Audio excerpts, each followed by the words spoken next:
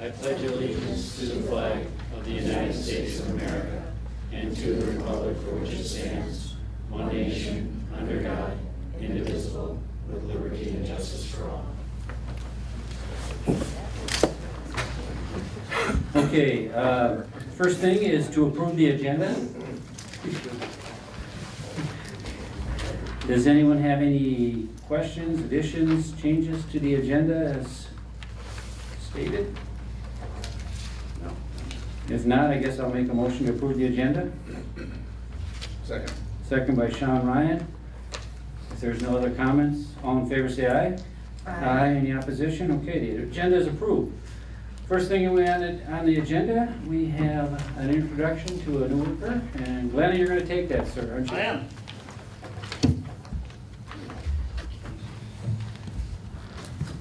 I just wanted to introduce to the council our new public works or street maintenance worker, Philip Tisdel. Philip lives in the city of Lonsdale, graduated from New Prague High School. He has 11 years of plowing experience, 4 years of tree removal experience, and 7 years of seeding and erosion control on the construction side as far as running equipment, things like that. So Philip started with us last Tuesday, so tomorrow he'll be with us for a total of 5 days.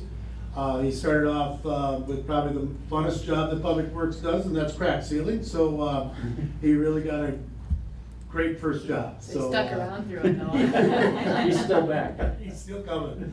So I, again, just wanted to introduce Philip to the council and to the public. Okay, well, welcome aboard. Thank you. Yeah, welcome. How does he remove trees with his bare hands? 'Cause he moved my hand and I shook it. Yeah. He can do it. That's right. Well, good. We'll welcome you to our staff, and I'm sure you'll be a valuable asset to our community. Thank you. Thank you.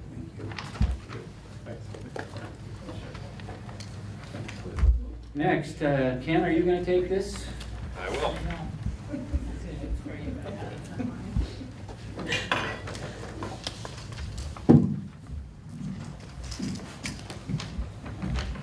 All right, so I will provide an overview summary of the Planning Commission meeting's discussion on the variance V2 2017, which is a fence height variance along 7th Avenue Southeast. This is proposed by applicant Joel Wollin.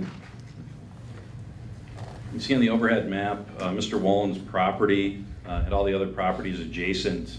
He's on a corner lot, Main Street in the front yard, side yard along 7th Avenue, an unimproved alley as we call it. It was improved by the Townhome Association, but the city did not improve the alley along the south edge of the property, and then the townhome building to the south, all zoned high-density residential.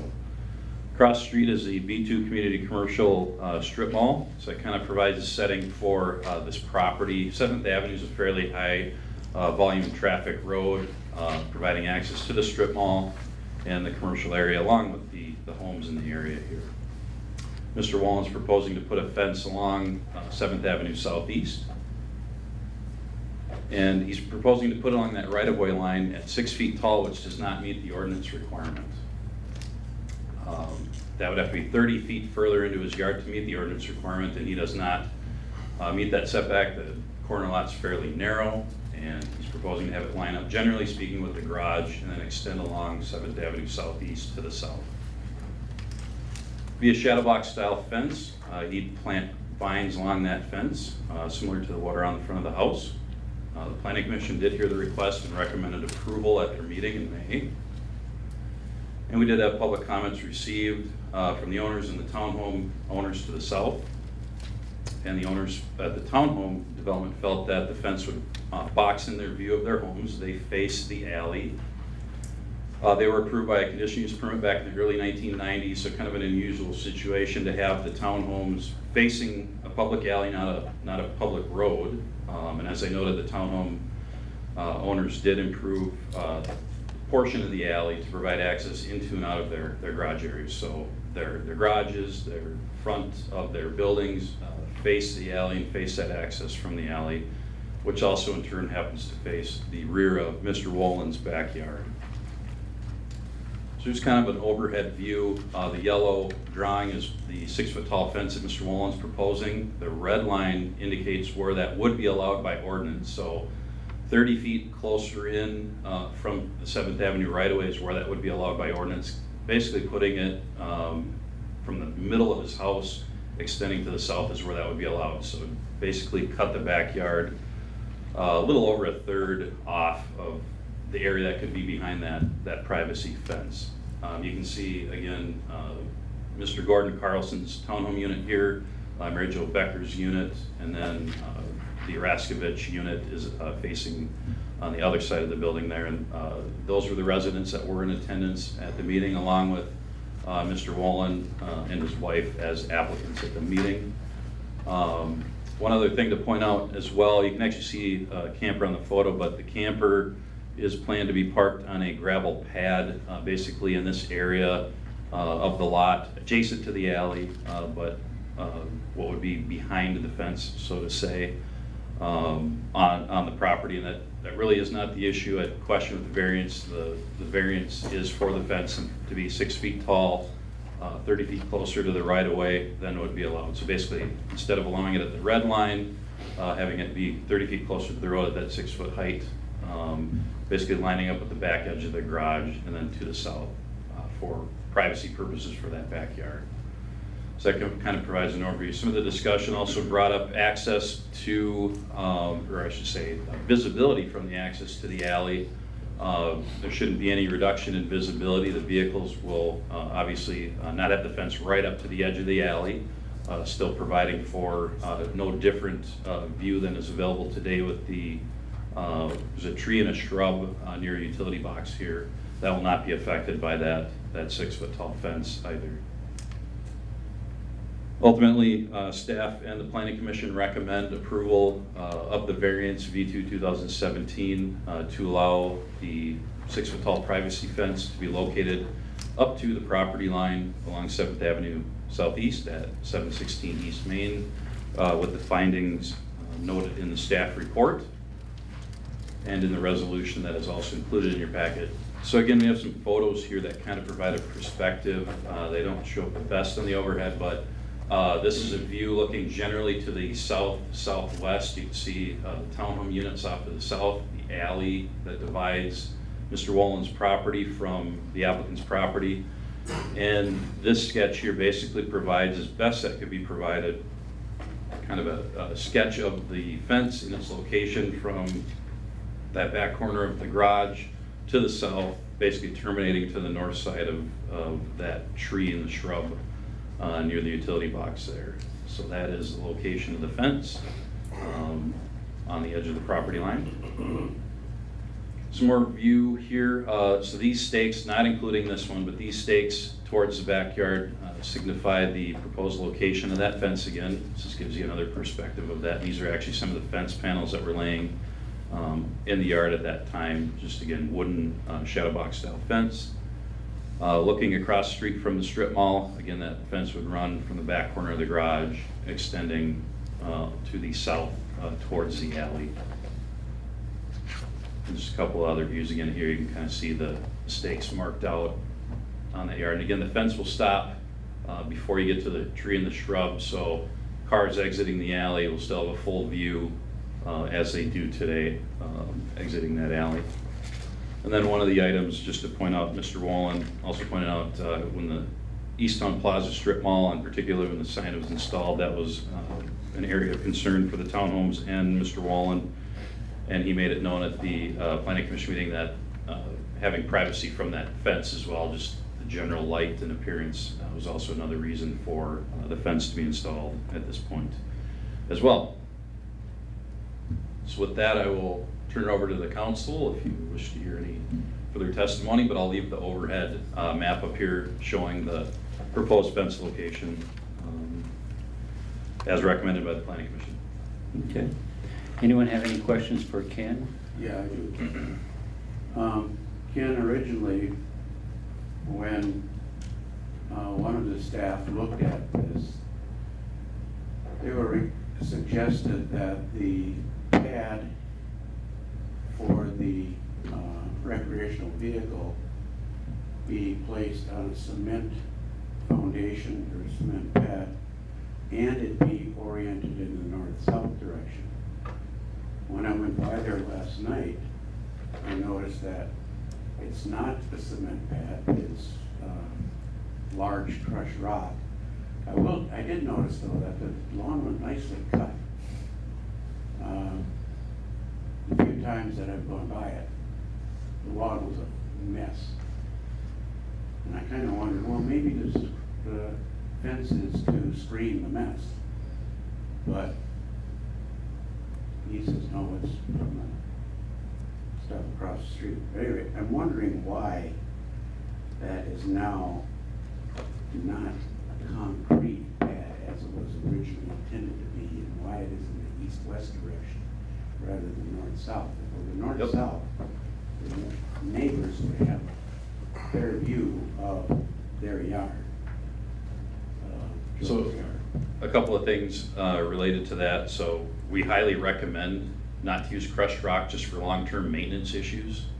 We do require a paved parking pad if it's going to be used as kind of a primary access to a public road for storage of vehicles, not just an RV, but into and out of a garage. This is not the situation with this, so our code does not require it to be paved. If it's in the backyard and just being used for RV storage up to 40 feet in length, it can be crushed rock.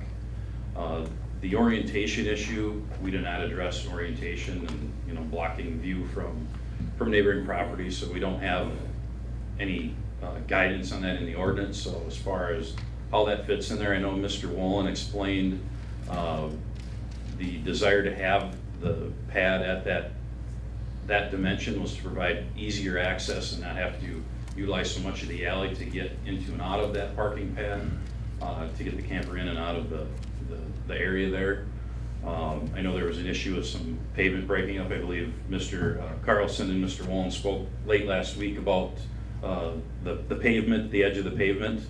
I'm sorry. You and Mr. Wollin had spoken about the pavement, the alley pavement at the end of last week. was my Yes, I understanding. did. Well, because it had broken off so much of the blacktop, which I put the blacktop in, but that's several years ago. Yep. So, And that's like I talked to you about it, and as long as it's an alley, you said there's nothing I can do about it. yeah, so the city did not to address that entirely separately, but the city did not get petitioned to pave the alley, so the homeowner association or Mr. Carlson did initiate paving that and has been maintaining that. We don't plow it, we don't do any upkeep or maintenance on that portion of the alley. But yeah, as far as the orientation, we don't have any provision to basically keep a view from another property into somebody else's backyard. Is kind of how plainly I can put that. Okay. And again, the townhomes were approved by a conditional use permit that allowed them to have the access off the alley. I tried to research the particulars on how that came to be. I don't have details from the council minutes, it just said it was approved at the layout with the access from the alley. I was trying to see if there was some other rationale or reason for that. The only thing I can determine is that it fit into the particular piece of land and provided access, so. That was in the early 1990s, so. Okay, any other questions or comments for Ken? Well, yeah, I do have one I'd like to mention. Regarding that blacktop we were talking about. I talked to Joel, Mr. Wollin, and he said they're gonna shear that off so it's a straight line and they can gravel right up to it. Now, I don't know, it hasn't been done yet, but the camper is parked there now, and I don't know if that's gonna get done or not. I mean, it's, right now there's curves and this and that where the blacktop used to be. So, I'll bring that up. I mean, I'd appreciate it if it was kind of put back the way it was. Yep. And I don't know, Mr. Wollin, do you want to address that at all, or? My contractor's gonna come out with a concrete saw, and he's gonna cut off the edge and make a nice clean edge. He Okay. told me that that's, he would I do know. that, and that was in his plan the whole entire time. Yeah, well, okay, so he hasn't done that yet. No, but he's not finished, he's not finished putting the gravel in the other pad either, so he's gonna do both, he's gonna clean the edges of both pads Oh, at the same time. that's fine. But it's for clarification on that topic, that would be the responsibility between two adjacent property owners, because the city, as Ken indicated, does not pave those alleys. Right. Okay. Any other questions for Ken? I guess if, what's that? I do. Okay, go for it. Ken, just real quickly, did the planning commission go through each one of the circumstances that needed to be granted Yes, specifically? we specifically go through those conditions. Oh, you do? Yep, Okay, those that's fine. findings that are required to be Okay. found, yes. And obviously that those all passed. Yes. When doing some, I noticed in here that it had stated that there was gonna be some clinging vines or something planted along the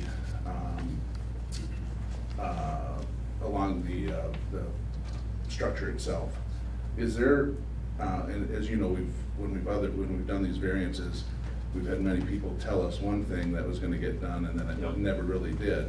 So is there a way that we can put some of that dressing up, whether it's the situation of cutting the curb or the Yeah. cement, and or requiring some type of plant to dress that up along Seventh Street? Yeah, like we mentioned, we've had that question before, not being a conditional use permit, we're not able to put conditions on the approval. Okay. Certainly, there can be expectations, but it's nothing we can put in the resolution on behalf of that approval. So not able to add conditions like we normally would with a conditional use permit, kind of a different approval. Is it something? I know where you're going with that, but. Yeah, I mean, is that something that, should this be done under a conditional use permit as opposed to a variance? No, because the actual use itself is okay to have, it's just simply the variance for the height. So it's not the use that's in question, it's the height and the bulk distance. of the. Right, height and the distance from the. And the curb. distance from the right of way. So as these issues come up, I've been on council 6 years now and they seem to pop up all the time.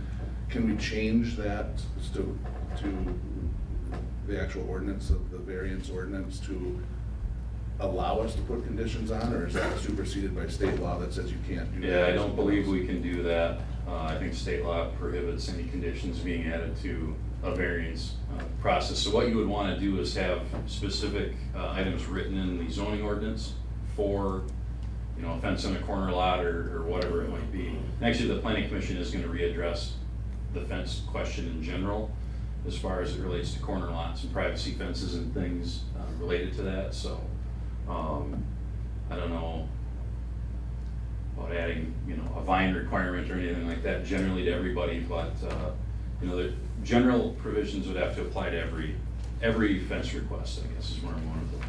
Yeah, and I just, you know, Mr. Wollin, I hope you realize I wasn't implying that you said one thing and that you weren't gonna do it. No.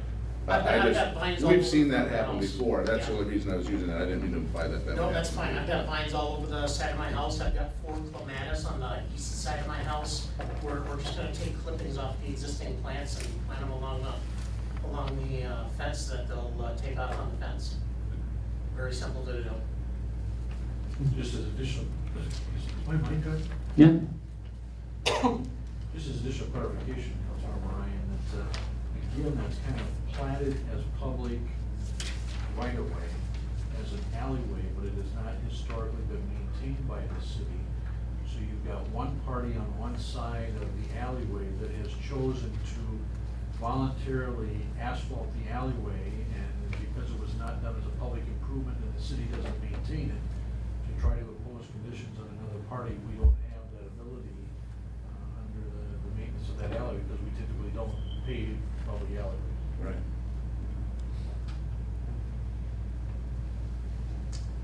That was it for Ken. okay. Any other questions from the council to Ken? If not, I guess I'll entertain any public comment.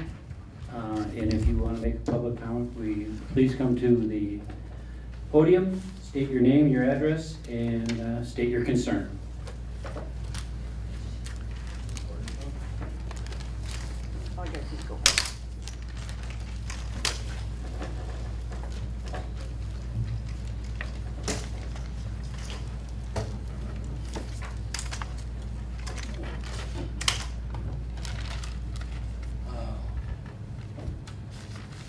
I'm not too good a speaker, but Mr. Mayor and members of the council, I appreciate being here. I'm just here to express my own opinion. This is my personal opinion, and I don't want it to infringe on any of my neighbors or cause any conflict with them. This is one reason I'm not too happy about these meetings like this, because it ends up having a conflict between neighbors. And I'm not gonna blame Joe Wollin or his wife for anything that's been done. I do take some issues later on, I'll mention them. But I just want you to know that this is my opinion only and not anybody else's. I haven't decided to talk to anybody as far as my own opinion and their opinion. I did attend the planning commission meeting on May 24th, and I left there a little bit, I was a little bit disappointed because I really didn't feel that they discussed the views of the opposition for any length of time at all, and made the decision to okay the privacy fence. However, since that meeting, I've given this project a lot of thought, because it does involve me personally. And I just want to tell you that every time I pick up the newspaper or turn on the TV and watch the news, all I see is terrorists bombing something, killing innocent people, and this sort of thing. And we're here just arguing about a fence, which is nothing compared to what's going on in the rest of the world. We're very fortunate here in New Prague to have a quiet community like we do. Now, my opinion is this: if you're going to allow a fence on 7th Avenue, let's keep it in compliance with the existing ordinance. This fence is designed to stop several feet short of the alley, as you'll see on the picture there. And it's kind of a partial fence, really. But as I said, I'd like this to stay in compliance with the ordinances that we have in place. Now, this brings up another topic, and I know some people you're not gonna like what I got to say, but I'm gonna say it. I take issue with your building official who allowed Mr. Wollin. I'm not blaming Mr. Wollin, but I think your building official allowed him to put that camper in a position that really affects the neighbors, and totally blocks my view from it's 40 feet from my living room and my front porch to the camper. And that camper is 36 foot long and is 10 foot high. Now, that serves as a south border for his privacy fence. I'm sure you wouldn't allow a 10-foot fence to be placed along the side of the alley there. These are some of the reasons that I know I'm not going to make friends here, but it'll serve as a privacy fence on the south border. And as I said, my living room and my screened-in porch is only 40 feet across from it. Now, from 7th Avenue over to the west is a high-densely populated area, all residential. Since the Wollins have owned this camper, I've never had a complaint. It's always been parked to the north and the south next to their garage. It's never been parked to the east and west, which takes up the whole side of the yard. And I've never complained. I've never had a complaint against this fence, against this camper at all, ever, because all that was facing my property was just the width of the back of the camper. And I don't know why it couldn't have been left that way. I mean, that's my question. It kind of doesn't fit the residential area that is placed in. These are, I guess I pretty much covered the reasons I'm here. But what I'd like to say is this: the main reason I'm here is because this already seems like a done deal to me. And I'm asking the council if they would agree to meet with the planning commission members. And I think they should come up with some kind of rules or laws regarding the position of these campers, where they can be parked and where they can be stored, in regards to their neighbor's property and other properties that would be adjacent or near the, I guess that's really about all I came to talk about. Thank you for listening. So is your concern the camper or the fence? Oops. Pardon me? Is your concern the camper or the fence? My main concern is the camper. Is the camper? Well, Oh, that's my main concern. The fence, you know, it doesn't fit your ordinance. You had to put a variance on to allow a 6-foot fence. But the camper is 10 foot high. Would you allow a 10-foot fence in the backyard like that? 36 feet long? I don't think so. thank you. Okay. Anybody else? Okay. Thank you. Anyone else like to speak on the subject? Please come to the podium. State your name and address, please.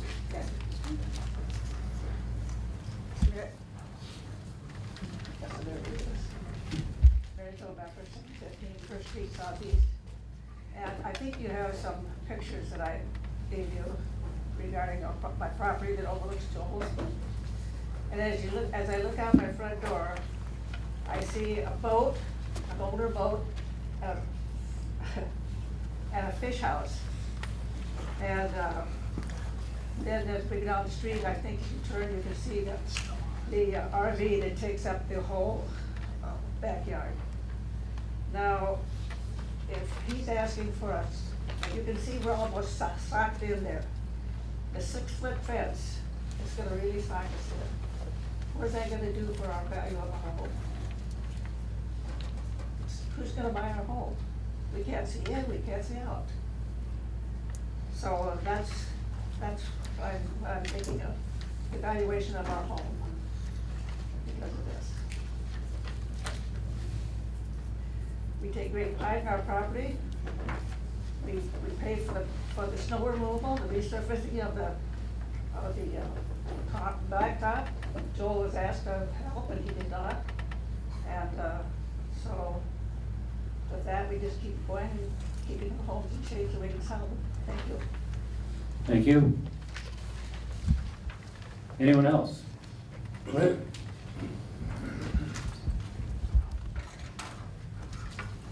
My name is Werner Raskovich, 713 First Street Southeast.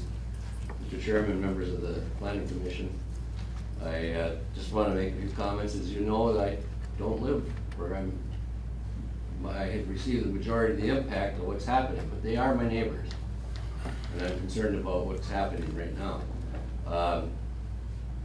I live in the southeast corner, better known as the one with all the flowers.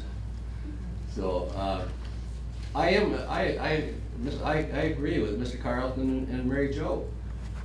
I was over there today and seeing that the fence is probably not going to be the major issue.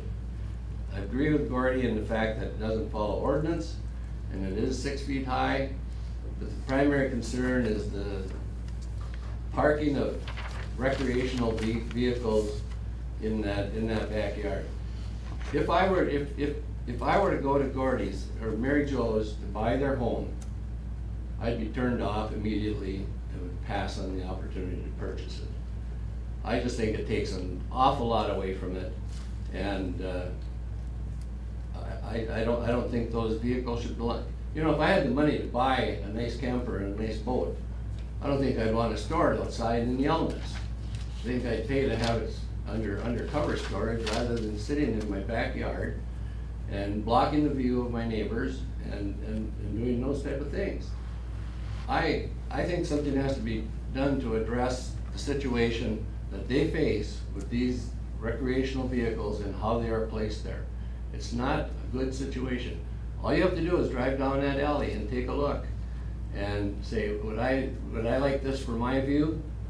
No, I wouldn't. And it's not directly impacting me. They're my neighbors, they're my friends. And if their property is devalued and I go to sell mine, it's impacted based on the sale value of theirs. So that's basically what I have to say. If somebody has any questions of me, I'd be happy to answer. Thank you. Anyone else want to make any comments? Yes.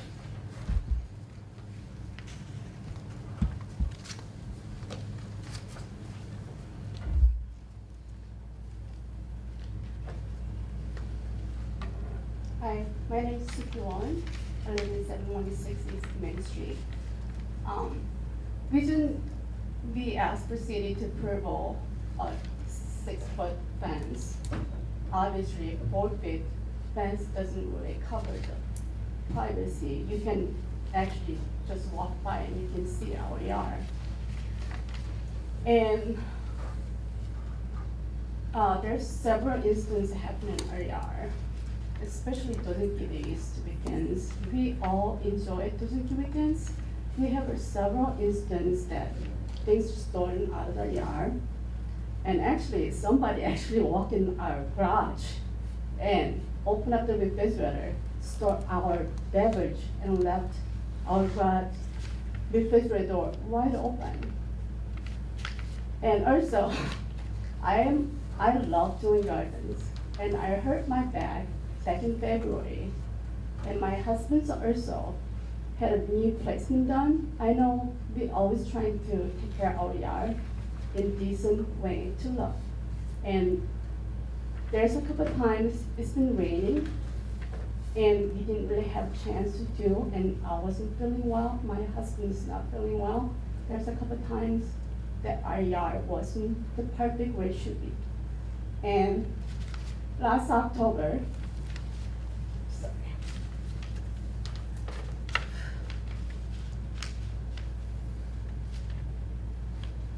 my father-in-law passed away, and he left some stuff for us, boat and fish house. And we may not have the fish boat in there or ice house, for just time being, that's where it's gonna be.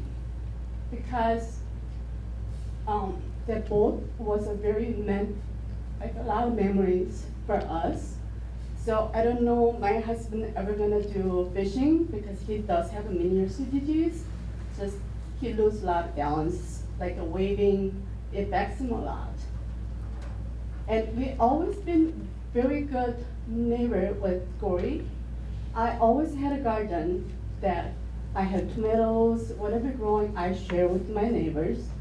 Never been issue until that we had boat in ice house came to our house for just because my brother-in-law passed away and he wanted to give to my husband. And it is a lot, mentally mean to him a lot, but it doesn't mean it's gonna be there permanently. And I don't understand why they have to look at our yard to be abused. And all we're asking just the privacy. You know, summertime I make sun pickle, what they call it, it's a 7 days staying yard. I had those pickles in my yard, and somebody actually stored pickle jars out of my yard.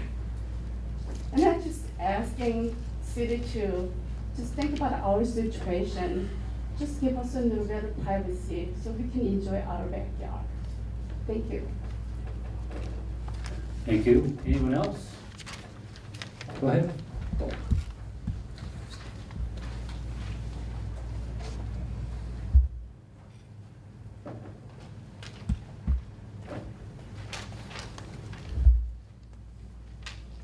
Members of the council, my name is Sarah Wollin. I'm the daughter of both Joel Wollin and Suki Wollin. I don't currently reside with them, but I have in the past. We moved into the home when I was in high school.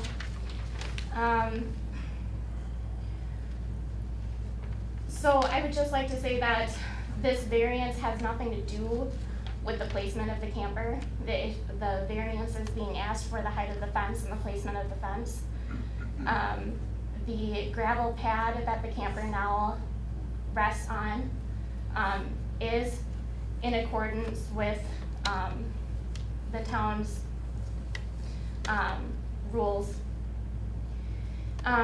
Regarding the yard, like my mom stated, it has been sort of messy lately, but that is because both of my parents have had very recent injuries.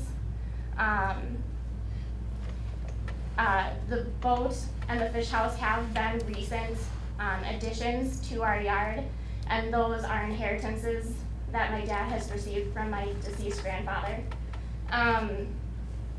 And the placement of those on the other side of the detached garage will also be in accordance with the town's rules.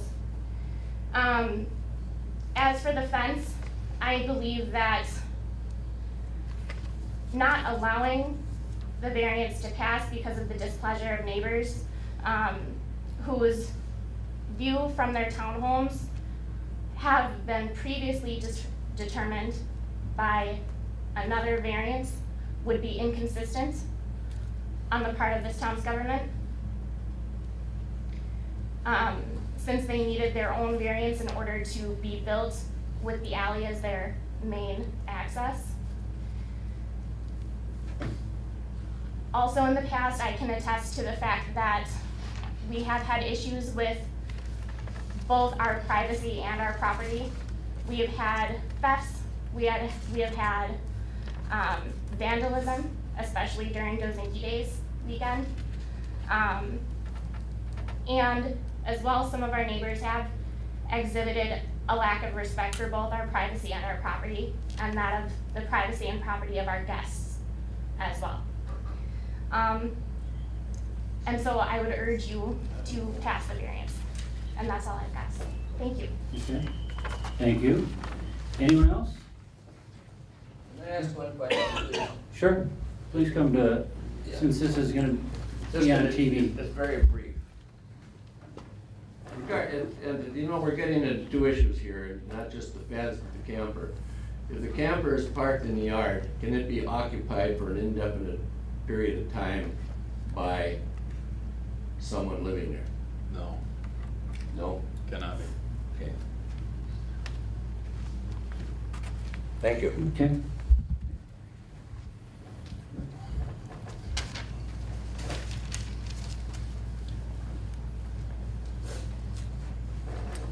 Hi, my name is Billy Wollin. I'm Joel's younger brother. All I can come up with is a couple of instances of pure privacy issues. Back in October when we did lose my dad, we had, excuse me, still very fresh. We had his service at the funeral home, and then we had a gathering at Joel and Suki's house in the backyard. Here we've got 200 people there, and nonstop people driving by and waving and honking, and you know, this is their backyard. Very, very difficult. Other than that, there's 20 times out of the summer that they have barbecues, family gatherings, that type of thing, and it's the same thing. It's always people driving by, waving, honking. You know, I ride a motorcycle myself, but there's motorcycles flying by. Everything else, it's a pure privacy issue is all that they're after. Just not their privacy. Thank you. Okay, thank you. Any other comments? Just one more. Okay. As I said, I live on the other corner. We're in the same situation, but we don't seem to have people that harass us and bother us in those corners. Yeah, there's more traffic now than there used to be when I moved in there 16 years ago. But as far as people harassing us and bothering us and trying to disrupt any family gathering or thing that we may have, doesn't happen. I don't know why, they must save it till they get to the other end of the block.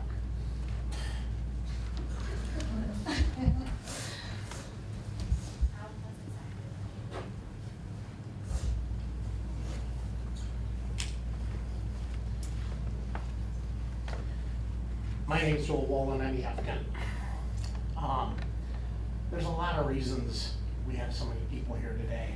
A 2-foot variance, a 2-foot high variance on a fence usually doesn't generate this much opposition. I know that similar variances to this fence have been approved throughout the city, to the best of my knowledge, on 2 or 3 separate occasions. And they were all on corner lots, very similar situations. Regarding the placement of my camper, the reason my camper is placed, the reason we decided to place the camper the way that it's placed, not that it's got anything to do with the variance that we requested, but the reason that it's placed the way that it's placed is because when it was placed north-south, it turned the area next to the garage into a mud hole. Now, I understand that putting a pad there ideally would fix the mud hole, except I have to drive it in straight, which means I don't need a 35-foot pad, I need about a 60-foot pad to include the length of my truck. Now, when I was backing my camper out of there this spring, when my wife and I took a 2-week vacation out to the East Coast and down to Florida, I had to put it into 4-wheel drive, and I jackknifed the camper trying to back it out of there. Furthermore, so I'm in a situation where I have to, when it's parked north-south, I have to drive across my grass to even get at it, or I have to put in a 50-60-foot pad. Also, when it's parked north-south, trying to get it out of there, I have to drive across my neighbor Gordy's grass to get it out of there, because the angle on the alley is so narrow. Now, if it parked east-west, as it's parked now, all I have to do is back up in front of my garage and hook up to it, and I can pull out into the alley, and then I can back out into the street. I don't drive across anybody's grass, and it's easy to get in and out, and I don't have to put it in a 4-wheel drive and tear up my yard. All right. Regarding the fence, let me expound on a couple of other things. Another reason that we're here today is because about 5 weeks ago, I received a citation in my mail that I had trash in my yard. And my yard was full of trash, and it specifically mentioned some lawn equipment. So I called Chad, the city inspector, and he came out and made a visit, and he says, you need to understand, Joel, this letter is computer generated. I didn't actually write this letter, even though my name's on the bottom of it. He says, I don't see a problem with your yard. The only problem that I do see is that your camper needs to be on a pad. Okay, well, that's probably something that I should do anyway, because I'm having so many difficulties getting it in and out of there. So, and I asked him straight up, is an east-west pad okay? And he said yes.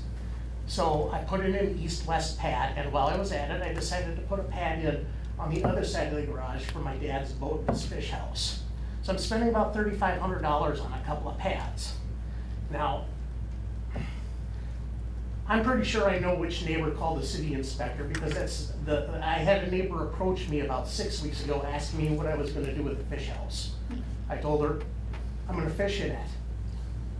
And she left a little perturbed. Well, a couple of days later, I ended up with my dad's boat, and I parked the boat in front of the fish house. To the best of my knowledge, I can have a boat and a fish house on my property, but that generated a complaint to the city, and that's the biggest reason why we're here. Now, I put in these 2 pads so that, because on the other side of my garage, that was a mud hole too, I'm trying to make it so that it's less muddy on either side of my garage when I'm parking these items. But the biggest issue that I have here is that my neighbors were granted a conditional use permit on that property so that they could have an entrance, a main entrance in and out of the alley. So what's happening here is that they're actually suffering the consequences of their own conditional use permit, because whoever built that property applied for a conditional use permit so that they could have front yards facing the alley. For 13 years, I have acquiesced to the best of my ability my neighbors' requests to keep my yard up to keep my backyard up to a higher state of maintenance than everybody else in New Prague is required. Because I'm trying to be a good neighbor, and my neighbors want my backyard looking like their front yard. But I'm in a different situation now, and I should not have different rules applying to me because my neighbors had a conditional use permit that their homes face the alley. That's not fair to me. Lastly, the only thing I have to say about the fence And this is what we're here for, is about this fence. My wife is sexually harassed hanging up laundry or doing garden work out in her yard. Anytime she bends over, if the wrong person is driving by, she'll get a hoot and a holler and a honk or whatever. We're only talking about a 2-foot difference on this fence going down the property line. That fence is gonna provide us all the privacy that we could possibly want. We're gonna be very happy with it. And I hope that you'll approve it. Thank you. Okay.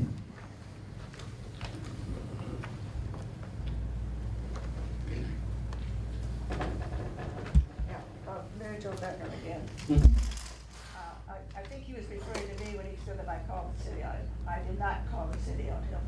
I've never called the city on him. I've never called the police on him. And I just want to mention also that before when I said that, you know, the boards and things were there, they'll be gone eventually, but the fence is a permanent object. It's gonna be there forever. And if we move, it's still gonna be there, people are still gonna have the same problem of seeing how. Thank you. I have one more thing I'd like to respond to. I'll let Gordy go ahead. Say what you want to say.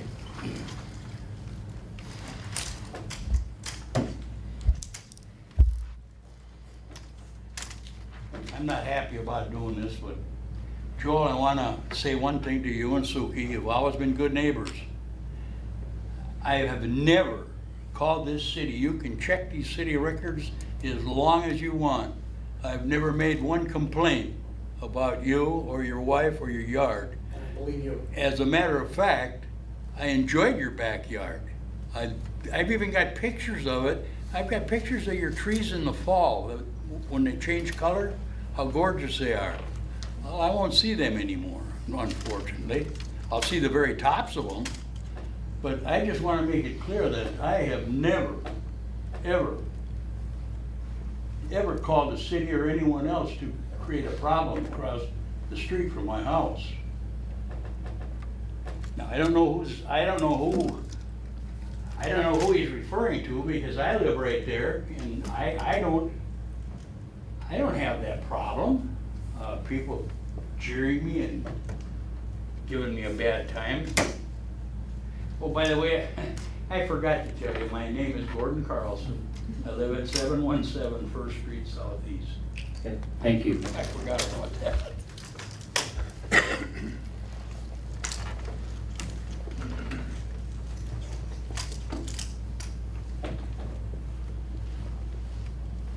I just want to make one thing clear. I don't have a problem with people hooting and hollering and catcalling me when I bend over in my front yard or in my backyard either.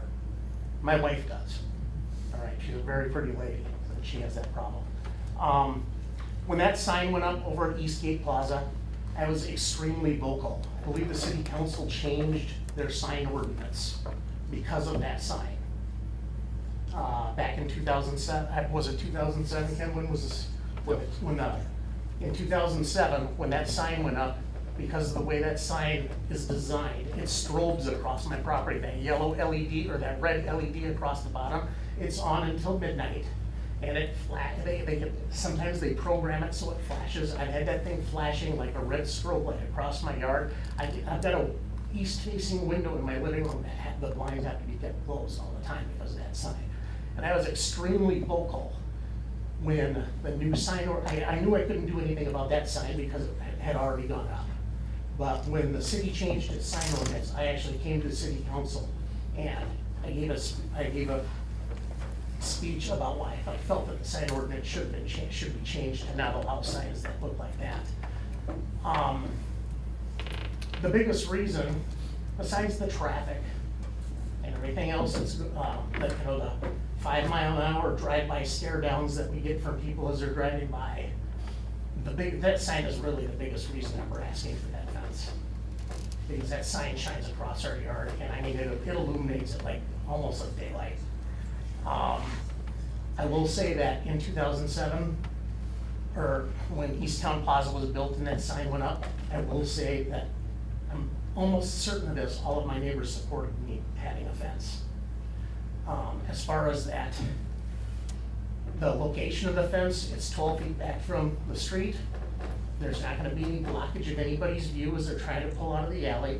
The only thing that people aren't gonna have to look at is from the street. They're not gonna be able to look at what we're doing in our backyard. That's really all that we're looking for. Thank you. Okay. Thank you. Appreciate all the comments. Does anyone in the council have any questions, concerns?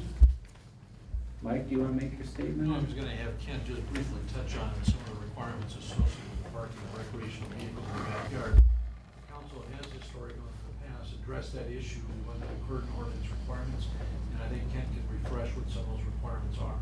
Yeah, so up until, I can't remember exactly how many years ago, we did have an ordinance that limited recreational vehicle parking.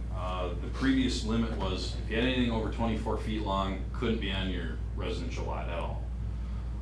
The discussion at that time stemmed a lot of back to changing RV industry standards for larger RVs. A lot of them in town were writing violation letters left and right. And I know the discussion, I don't think there's unanimous support from the council, even at that point, on whether they should be allowed or not, or whether they should go off-site into storage. But nevertheless, they were allowed to be up to 40 feet in length, to be placed in a backyard or in a paved driveway in the front yard of a house. That's where they had to be, in a paved driveway. This is in a rear yard. I know the situation is unique with the alley and the frontage that has been noted. That was approved by conditional use permit for those townhomes, has created a kind of a unique situation here. I don't know why they were approved to have access off an alley. That is not normal. And that has basically provided a situation that we normally would not have homes looking into, directly into a backyard of a home, as Mr. Wollin has here. So in that case, Mr. Wollin has not created that hardship upon himself. So I do want to note that as well. Regarding the violation letter that Mr. Wollin got, we can't divulge who sent violation letters. We did get a call, we did investigate regarding basically was vehicles and refuse. I think some of the refuse was found to actually be on a neighboring properties or neighboring yard. At that point, we noticed that anything over 20 feet in length has to be on at least a gravel parking surface. It can't just be on grass. Once you're over 20 feet, it can't be on the grass. So that was why that was noted and where this whole discussion ultimately came from. I think that's all I had to address as far as that. But yeah, we had amended the ordinance. It did open up a bit what was allowed for RV storage. And I guess the other thing I could note is that regarding Mr. Carlson's comment about would we allow a 10-foot fence along the alley? No, we wouldn't allow a 10-foot fence along the alley. An RV is not a fence. It is a movable vehicle, which is allowed by our recreational vehicle ordinance. So it does meet all the requirements that we have in place: the fish house, the boat, and the RV. So that I'll leave that as staff's comments. Okay. Any other questions, concerns? Could I make one comment from my seat here? Sure. I made an error in what I said a little while ago, that I never complained about the Wollins since they've ever lived there. However, I went over, and when I saw this layout where the camper was gonna go, I did go over and talk to Mr. Wollin and to see if there could be an alternative rather than have it parked broadside to my living room and front porch. And there wasn't any. But I told him then that I'm gonna call the city inspection department and find out why.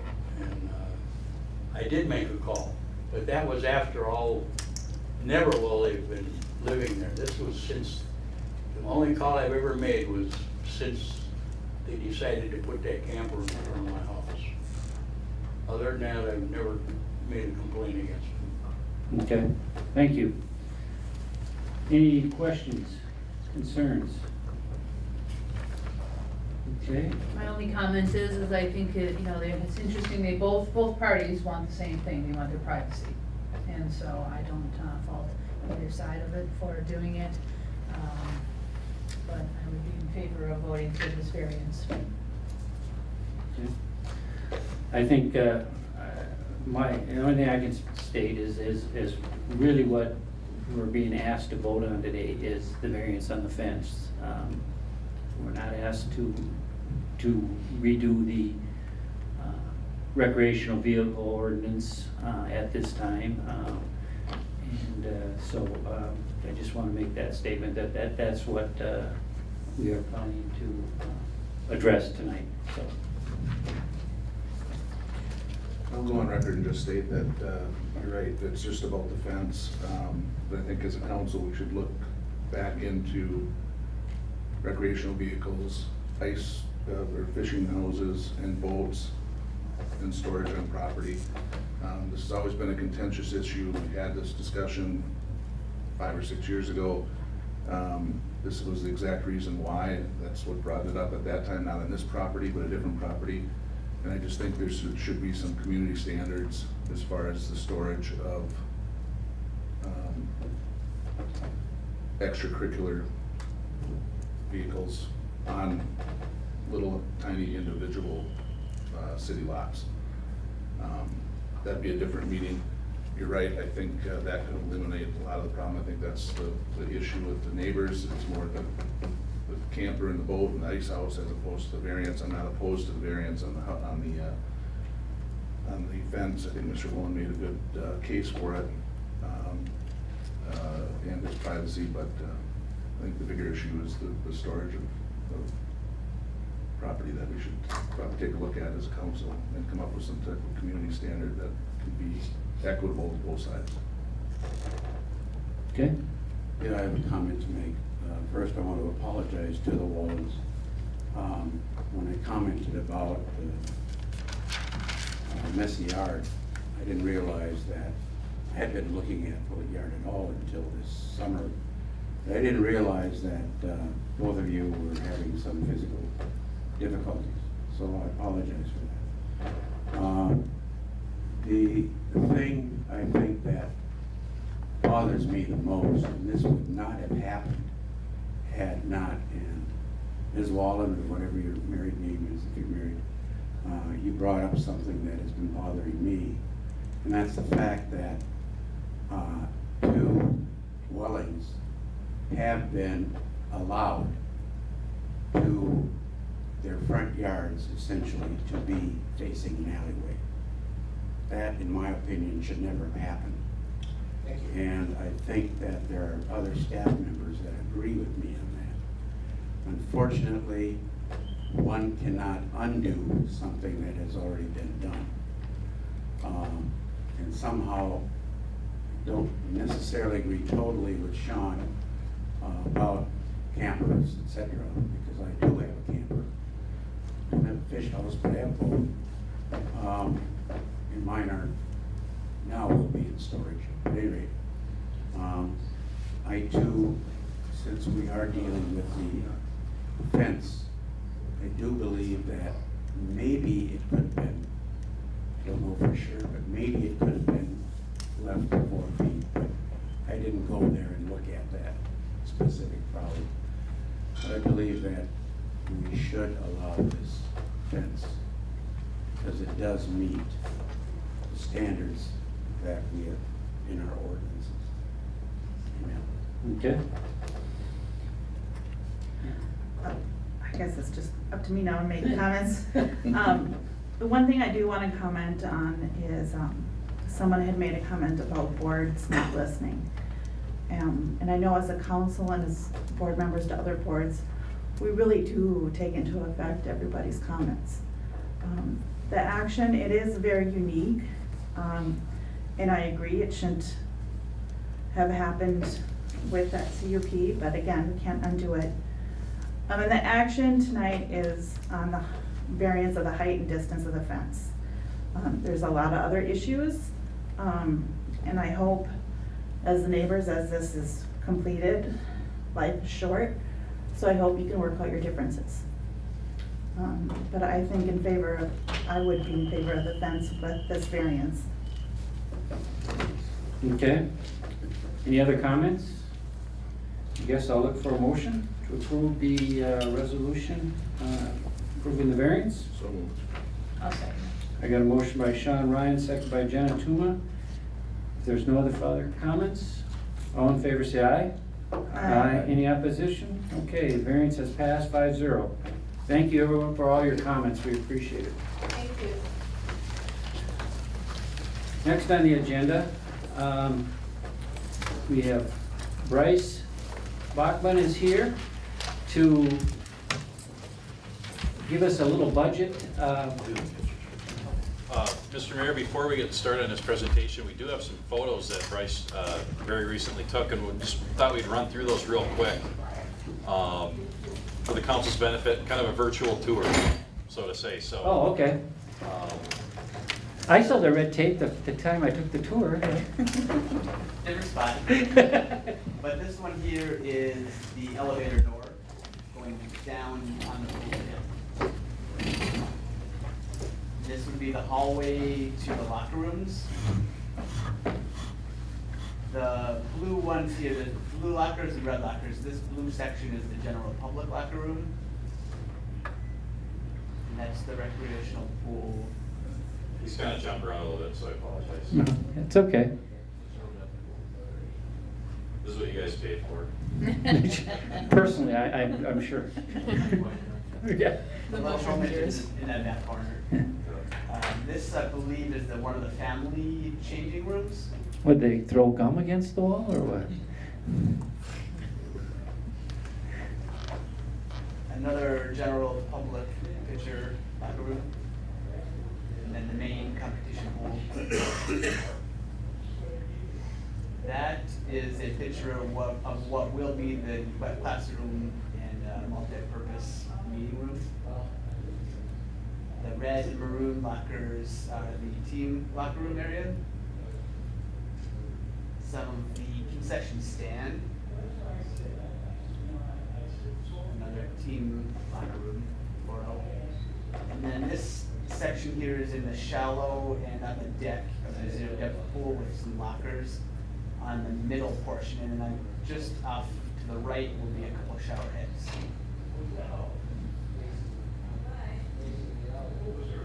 Another picture of the zero depth shallow end.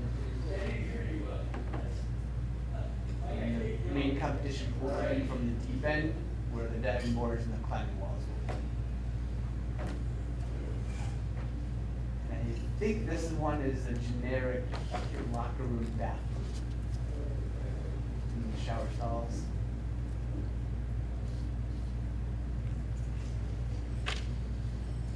And that one's the storage room. And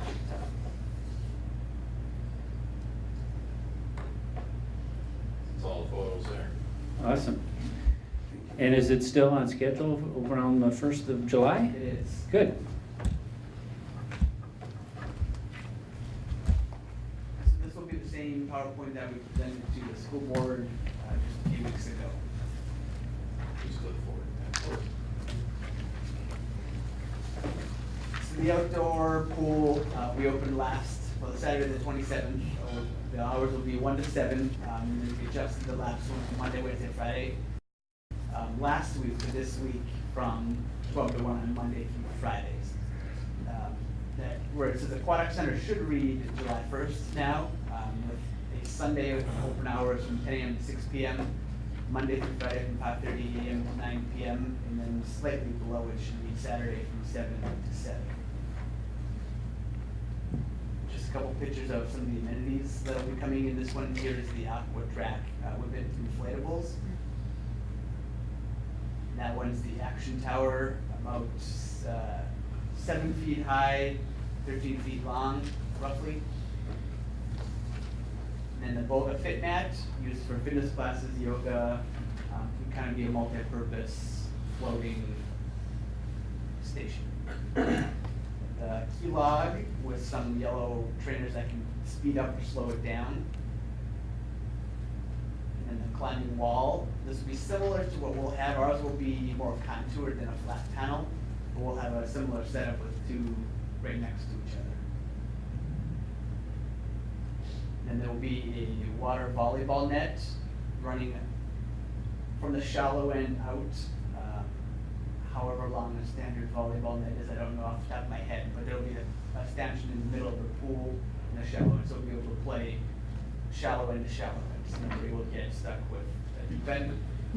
And then a portable basketball hoop that we can move from the recreational pool over to the big pool, deep end, shallow end there.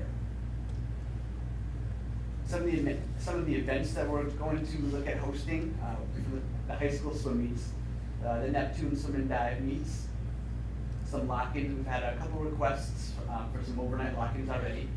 Some holiday specials, maybe some Easter egg hunt, or maybe we do something around the Christmas time with some trees and ornaments, things like that, with trees in the water, a fake one underwater that we could put some ornaments on. Some surf and turf nights we'd be looking at doing with the gym, the two gyms that are right back to back to the pool. And then potentially some underwater hockey tournaments, which would be that picture you see there. It's a little weighted puck with kind of like a plastic stick and some goals that will be underwater against the wall, where you come up for air, go back down. Kind of like soccer, hockey mixed underwater. And then some water basketball, water volleyball tournaments as well. Some more events that we're looking at doing, dive-in movie with the video display board that we've got. Some various competitions, which could be a milk carton or cardboard boat races. Some fly fishing demos. We have the ability to, with that bulkhead, to move it to 33 meters, so we could potentially bring in some canoes and kayaks and some other fishing demonstrations. Some theme nights, Hawaiian luau, survivor nights. Those were just a few options that we put together. Some of the programs, so maybe we offer birthday parties, which would cover 2 hours of a wet classroom, 10 passes to the pool, and we're going to offer a couple options where they could just do the basic 10 passes in the wet classroom, and then they bring their own food, drinks, things like that. Or we would provide them at the additional cost of just a birthday party, cakes, some pizza, maybe some cupcakes, and we could store it in our fridge and freezer so that we could set it up for them that day, so they wouldn't have to bring anything in. And the birthday party kid is going to get a towel embroidered, either Caribbean blue or a neon pink with the Aquatics logo on the end. And then some learn to swim lessons we offer them year round, and then some private swim lessons and adult swim lessons as well. The fitness classes will be included in the annual membership or the 3-month membership, which you could also purchase the fitness class punch card or the daily fitness class daily admission. Some of the classes we're looking at will be the Boga FitNap, which is the blue one that we went over earlier, and then some deep water and some shallow water. We're also talking with an Aqua Zumba person to come in and do some Aqua Zumba, possibly starting that at the outdoor pool here soon. And then as well as some therapy and rehabilitation using that current channel. We have the ability to speed up or slow down that water, and some water walking on their own, and potentially some physical therapy coming in to use that small recreational pool or the big pool. Some more programs for the Neptune Swim and Dive Club. Open to kids 6 and up, which will be a year-round program. We've got 2 coaches lined up. We'll be open to kids of all ages and abilities. So we're waiting to just hear back from the approval from USA Swimming and Minnesota Swimming right now. These will be the Neptune Swim and Dive fees. So if there are a couple of kids in the household, they would get a 5% discount for each additional kid up to 15%. So we named the groups kind of the same format as Neptune, Pluto, Apollo, and Jupiter, based on the number of times they're each. The Pluto group going a couple times a week, up to the Jupiter group going 4 to 5 to 6 and up times a week. And then the right side would be the diving club monthly dues, with a rough estimate of those practices per week. And then you see on the bottom, each swim club and dive club also has their national dues, if you will, USA Swimming and Minnesota Swimming and USA diving fees, which would just be a one-time annual fee for those swimmers. And then swim meets would vary by location. Each meet would kind of set those fees, so somewhere between $30, $35, to $40 depending on the venue, the meet, things like that. Some pool rules and policies, just want to make you aware of a couple of them. Kind of there in the middle, people wearing life jackets are permitted to use a climbing board or diving wall right now. We're looking at how it'll work on the wivets. Some places do allow them on the wivets, some don't. The hot tub rule there in the middle will be available to individuals 10 and older. And right a couple above that, children under the age of 7 or any kid or a person regardless of their age in a life jacket must be accompanied by a person 16 or over in the water. And then ages 7, 8, and 9 would need an individual in the facility, in the building on the pool deck for them to come swim. So 10 and up would be allowed to be in the facility, in the pool without a parent or guardian, 16 and up on the building ground facility.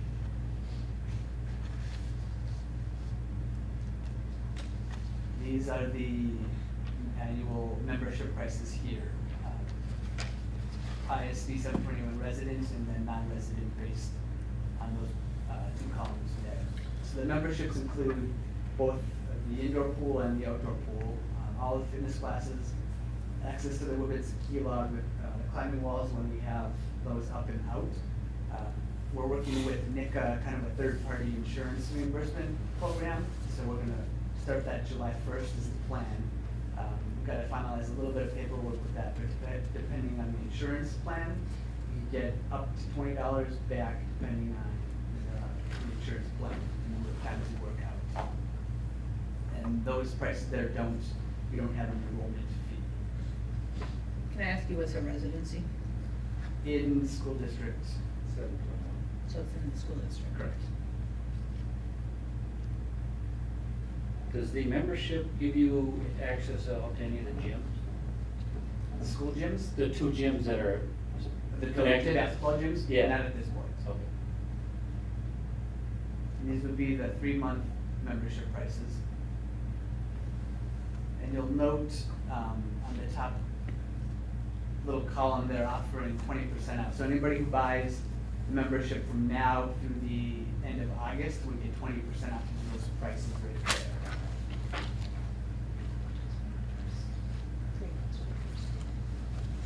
Just for the first year, the first 3 months? Right, yeah, just for the first, if you buy it now through August 30th.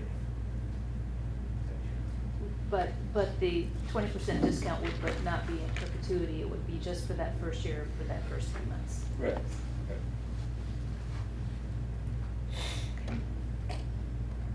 On the 3-month versus is that, so you pay it every 3 months, or you're committing to 3 months? How does that work? Yeah, so you could have a couple options. So you could buy the 3-month membership, so you could pay for it in full with a cash check or a credit card. Or you could have it pulled from your banking, checking account, savings, deposit slip, or a credit card.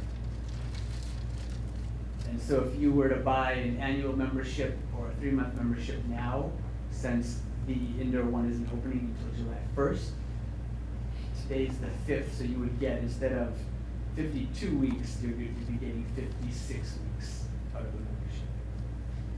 The 3-month membership was also an option for people that just wanted summertime. So it wasn't requiring that you make a 12-month commitment to it. So. And that's any 3 consecutive months, so it's not like every quarter, so it could be, like you said, June, July, and August, or it could be May, June, July. So you determine which 3-month window you're at. Right. Yeah. How much was the outdoor pool alone before? Do you remember?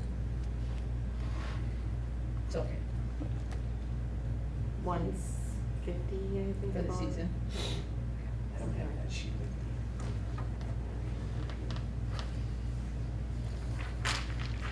And these would be our punch card prices. So there'd be 3 options for punch cards.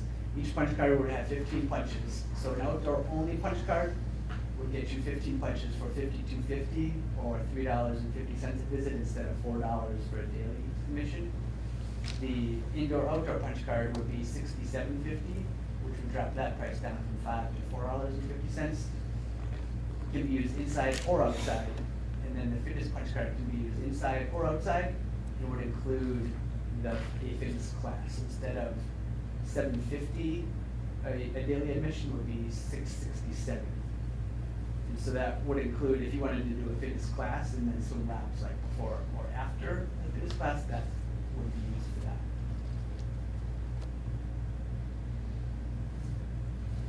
The daily admission prices. Tax is also included in all of these costs.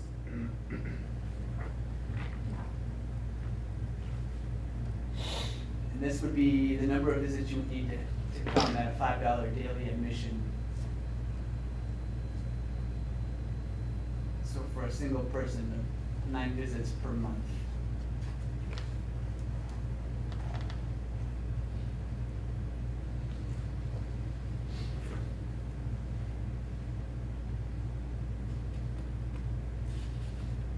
And our projected staffing expenses here from year 0, which would be now through the end of June, and then starting July 1st would be the fiscal year.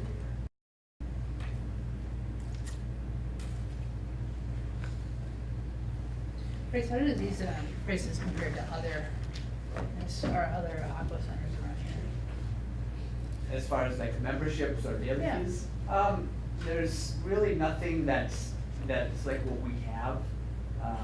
There's a couple outdoor pools and there's some fitness centers that have some smaller pools and they have some weights, but there's no real standalone aquatic center that has an indoor pool and an outdoor pool.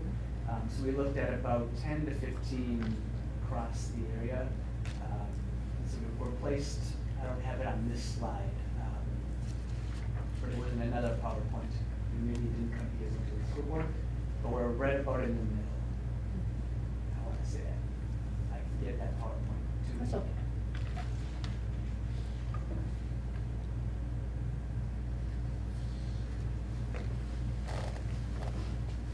And this would be the expense budget. That first column would be year 0 and then going from 1 to 5.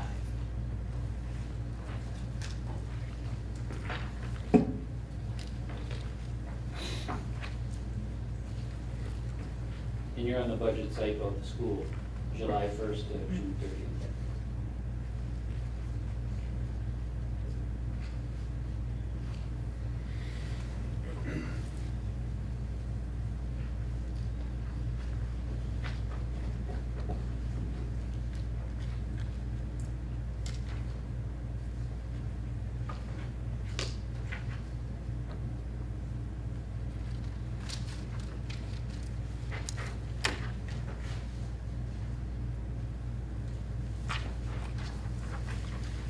And then the revenue budget from year 0 to year 5.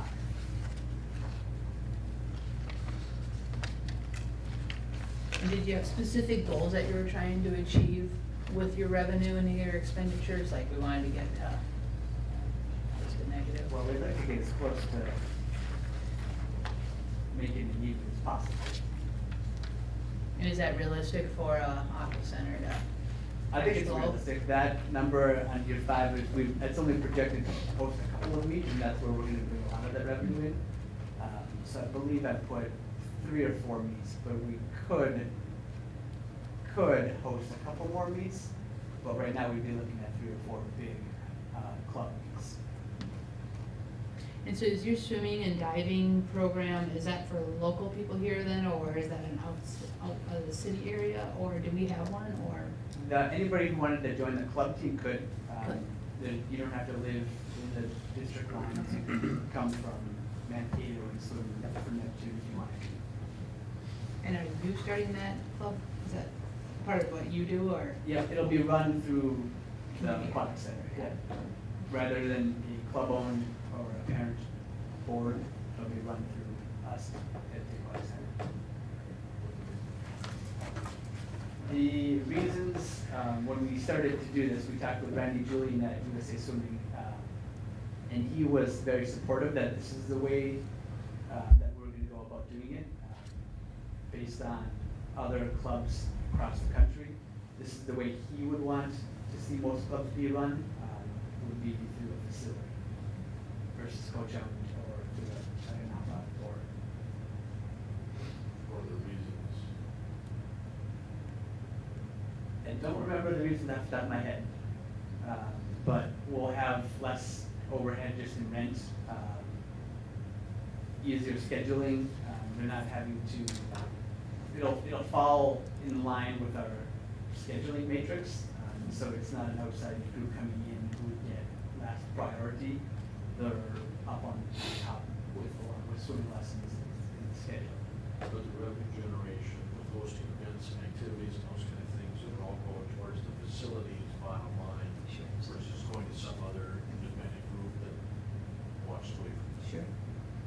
And it was an attempt to develop a local homegrown situation versus allowing some other outside club to come in and to take over, that this would really been built from scratch, kind of grown from within, and get it started. Mike, of the deficit, what is the city's portion? Is that equal 50/50? 50/50 at this stage, being what's in the agreement that you conceptually entered into with the school district. So there will be every incentive as we go forward in trying to take a look at that, of trying to maximize revenues and control expenditures in the process to control what that bottom line impact is. But as you can see, it's very challenging. Bryce has worked with school staff as well as the consultant that we've used, Dwayne Crow? formerly ran the U of M pool up in the Twin Cities, that in trying to develop this, that we're just getting started, and so it's very difficult. That you saw included in the packet was all of the kind of individual line item detail if you wanted to understand how the numbers were arrived at. But you're starting to develop a budgetary picture from scratch.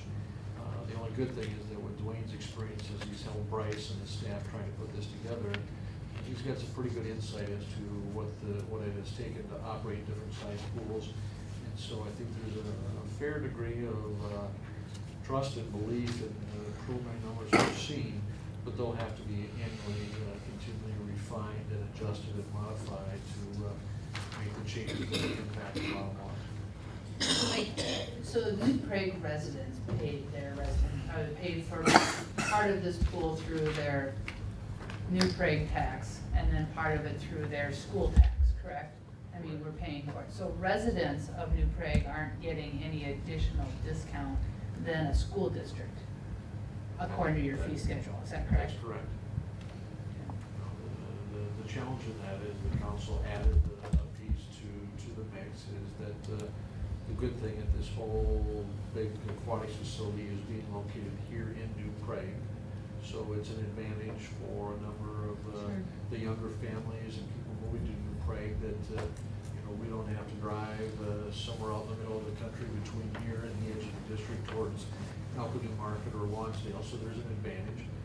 But yes, there was a financial contribution that was made. There was strong discussions both ways. How do we try to do that, and is that reasonable to figure out, and how do you monitor that? And in the end, I think it came down to just what you see here tonight, is that it would have been extremely difficult to try to figure out how do you provide it, even though there's probably participation, like you say, both within the school and or the city, which will be imperative that we try to take a look at doing what we can to ensure that the bottom line is controlled as much as possible relative to the cost sharing and differential. But it is fundamentally quite a facility that we have located in our community, that we're not large enough for a YMCA, we're not large enough for a private sector, separate pool operation to come into town. The joint collaboration and partnership between the city and the school district is probably the best that we would experience. So we would have to have grown to, Bryce, what did he say, 11,000, 12,000 population to be able to support a YMCA or some other larger venture of that nature. So the work between the two to provide both of the kind of facilities and the overall amenities that we have there is there's a lot of people already looking at this wondering, how did we jointly do this? How did we collaborate? How did we make decisions to even agree to be able to do this, and so there's quite an amazement in the things that are open yet. This will be the 4th largest indoor pool in the state, behind the University of Minnesota, Rochester's Rec Center, and then the University of St. Thomas.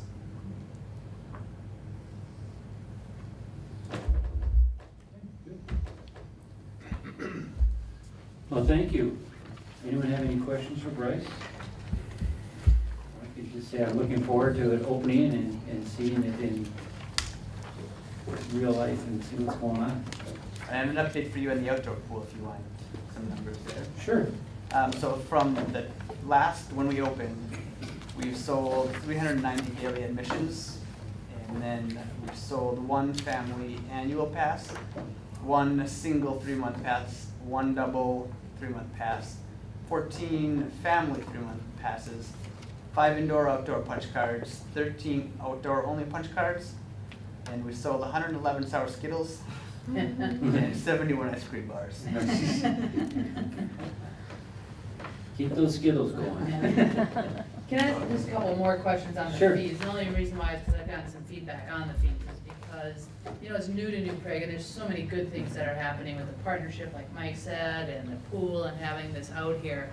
Yeah, but some of it is, because it's new, the fee is sticker shock to some families that are facing $85, I think, with monthly fees. And so they tell me, Jenna, we're not gonna go to it because we can't afford it, or we won't be able to do it. It's cheaper for us to go to the YMCA or to Dakota Sport and Fitness. I was hoping to see a tiered program going in with an intro rate the first year to get people warmed up to it, to let them come in and use it, and then increase fees as we need to.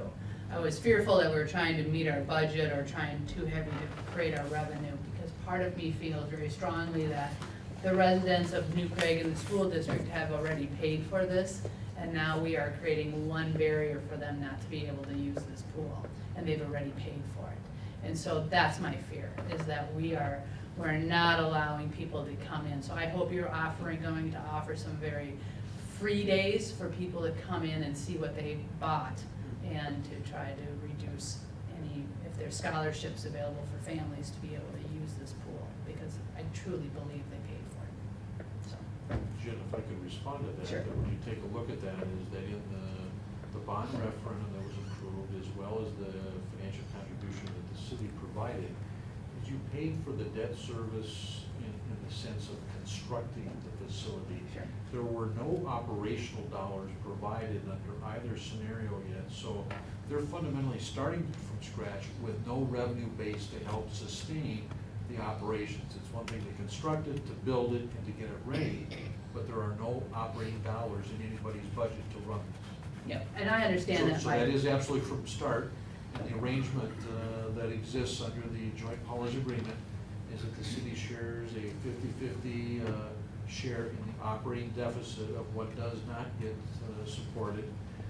That number will be known at the end of the school's fiscal year on June 30th, shared with us so that we can begin to put that in our budget for the following year and take care of that as an accounts receivable.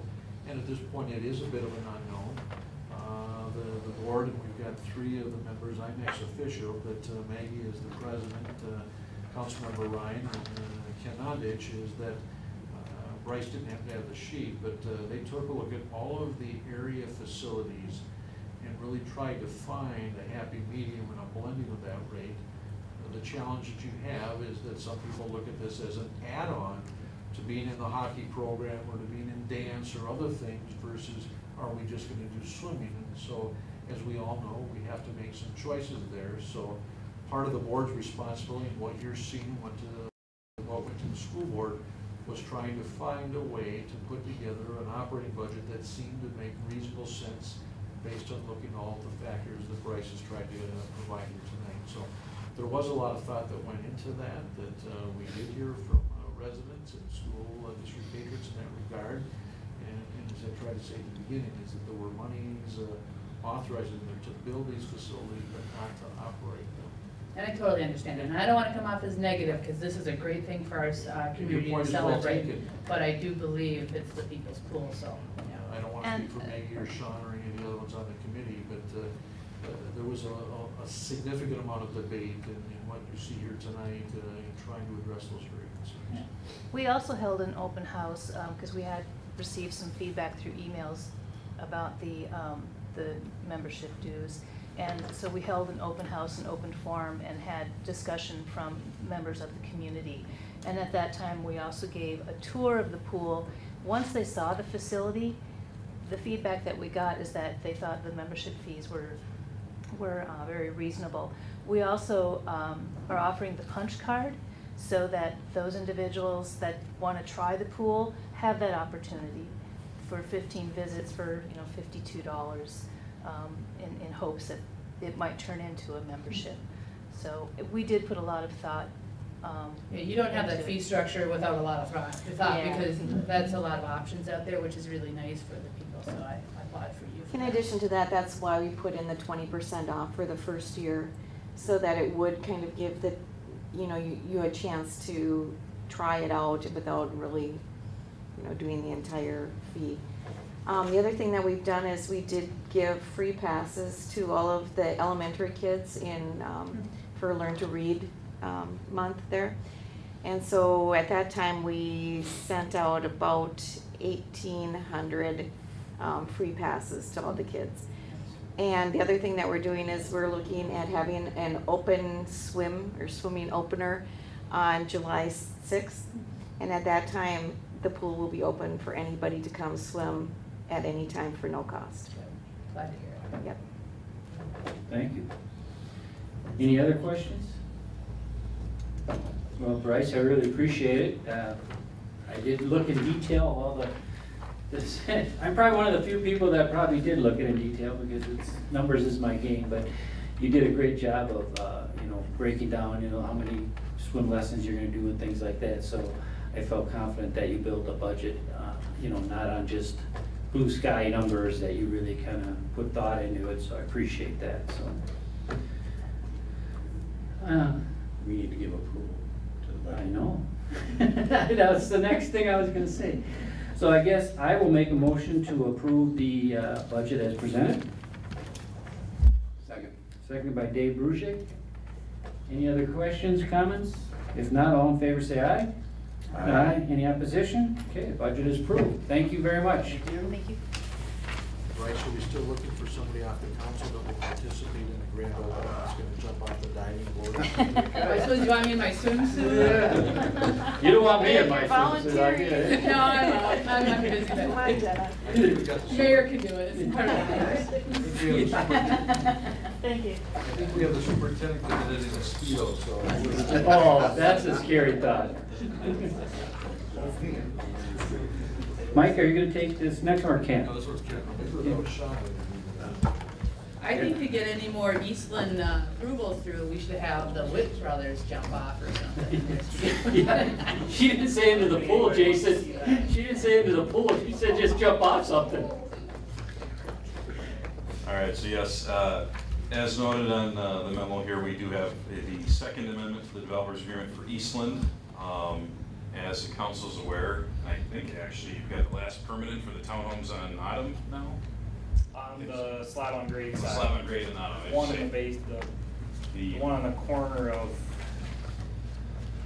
Autumn and Fifth. Yeah, the other one, That right one. there. That's the only one that we aren't in for permit on. So things have gone very well with phase one, which is the townhomes. So phase one of the single family, they had started construction last fall, had not completed substantial completion, but they are working on it actively at this point. We have been inspecting over the past few weeks, but prior to getting substantial completion of Eastland Avenue into the development, they're requesting an amendment to the developers agreement, which is something we have done before. It's not unusual. We actually did this same thing along the permit for one of the units in the corner here prior to substantial completions in phase one of the townhomes. They're asking for that on this particular lot, lot 3 of this block in Eastland prior to substantial completion. So that is why the developers agreement amendment is here in front of you. The one condition, or the couple of conditions, I guess, if you want to open up the amendment agreement on page 2, under 2A, B, and C, is that even though they want to have substantial completion finished, we are having as a condition of approval a sub-base that is drivable for our inspection staff and emergency vehicles to get to that lot. We will not issue final occupancy of that home until the roadway is substantially complete, basically one layer of bituminous on the roadway. And then finally, the developer assumes any liability for the placement and elevation of the home prior to completion of the public utilities. So should anything with the curb elevation, et cetera, not be correct, that they are liable for that as the builder. So with that, staff does recommend approval of the developer's agreement to allow this home, basically indicated in red on the exhibit of the agreement, for that construction to start. Basically, as soon as that sub-base is drivable and live there very close, if not already done, I don't know how. We have the roll test today, so okay. we'll rock down later this week. So again, we'll have it verified by SEH's inspector, but shouldn't have any issues with that whatsoever. Okay, good. What style of house, Jason, are you thinking? That will be a Rambler, walkout Rambler. Between 450 and 500,000 by the time it's done. Sean, you thought about moving. Yeah. Yeah, that's the Okay. one. Any questions for Ken or Jason, since we have him in the audience?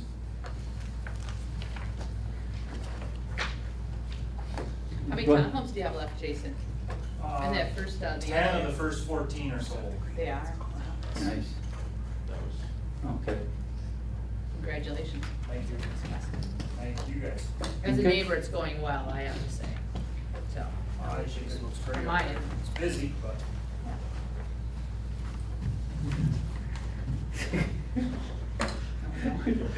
Can we get a close-up on this? We don't know what's going on down there, but, okay, if there's no other questions, I guess I'll look for a motion to approve the second amendment to the developers agreement. So moved. Motion by Dave Bruzak, second by Sean Ryan. If there's no other comments, all in favor say aye. Aye. Any opposition? Okay, passes 5-0.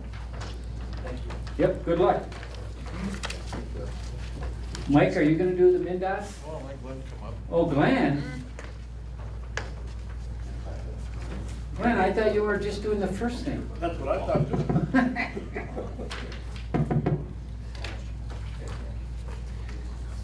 If he gets into Glenn? trouble, I could probably help him.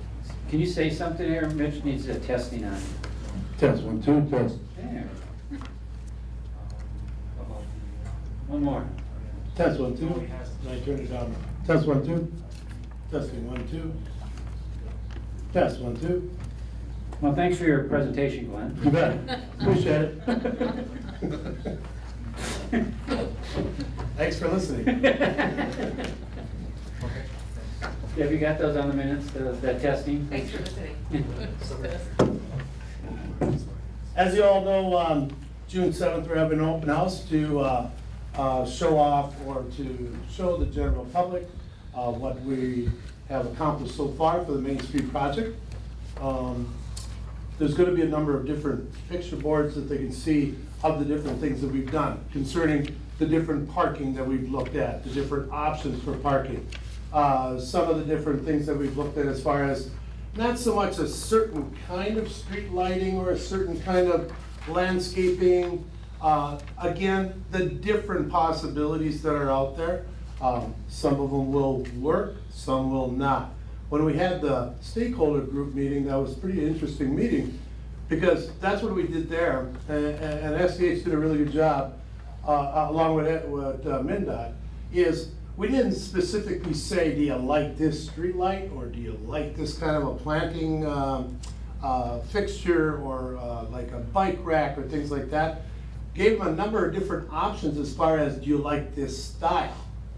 So it's either very something you'd see probably on the street today or traditional to kind of way off the base. And it was just basically kind of getting a feel for the stakeholder group, which direction are they going? I don't think it was any surprise to anybody that they were very traditional. which is, I think, fine in my eyes. But, so that's what we're gonna see at the open house. We're gonna have a number of different, of those displays of different things that the stakeholder group has been kind of talking about, looking at, what are the different options out there. So it's basically, they're gonna walk in, they're gonna sign in, they're gonna have the opportunity to look at these display boards. They're also gonna have an area here that we're gonna have that they can sit down with somebody, either a staff member from the city, SCH, or MNDOT, or a combination probably, and build a road. Tell us what do you think this road should look like? Should it be this wide? Should we do that? Should we have this wide of sidewalks, things like that? So there's gonna be some interaction at this open house. There's gonna be quite a bit of just, this is where we're at. This is what we've talked about. This is what we know will work. Here's some options that we're still kind of weighing. Does it make good sense? Will it work? Will it fit? Things like that. So that's what, from 5 to 7 on Wednesday night of this week, June 7th. Awesome. Well, I'm looking forward to it. I plan to stop by, make sure you're doing your job. Well, and I'm not talking at that one, so. Oh, okay. We don't need microphones here. We'll be coming too. Yes. So I don't know if you got any questions. I think it's gonna be interesting. We just don't know how many people are gonna come, hopefully quite a few. But you know how that goes, you never really know, so. Awesome. Well, good. Thank you very much for the update. You bet, thank you. Mike, are you gonna take the next one regarding the CDA and Stark County? We've got a brief response back to you. If you recall, the council, a couple of meetings ago, asked us to check with the Scott County CDA on what was needed to potentially initiate a study for additional 55+ housing here in Prague. If you recall, part of that discussion was precipitated by the discussion we've been having on taking a look at the affordable housing project for seniors. And as we talked about what the difference was as far as the independent living, assisted living, and the memory care that will be going in that facility. That action was tabled tonight until the 19th. But in taking a look at that, we also talked a little bit about what the special situation was when we take a look at the Phillips Square Apartments as an example, because that's 55+ housing, and it's the financing and a different program allowed under state law that enabled that project to happen a number of years ago, in conjunction with the city council / HRA wanting to take an action to do redevelopment in that general neighborhood that ultimately resulted in that being part of the project. So we went forward, talked to the Scott County CDA. They said, likelihood we need to go out and do a more in-depth housing study that was just finished on behalf of the entire county here in November. And so I raised the question with the firm that undertook that, did we really need to go back? Was there not enough information contained in that report, or did we need to really go back and do our own study?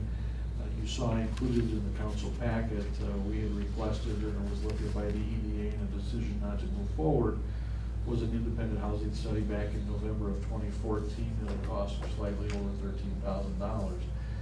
Scott County CDA thought it would only cost about $8,000, and so I posed a question to Mary Bougeau, who is the owner of the Maxfield Research Group that did that study for Scott County, and taking a look at that with her, and there's information in front of you this evening that is their response that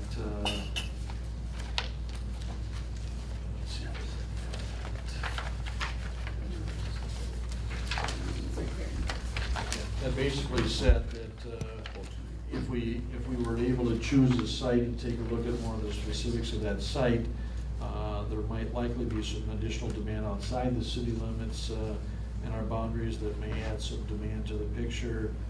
But the cost to do the analysis, she thought, would be just under $1,000.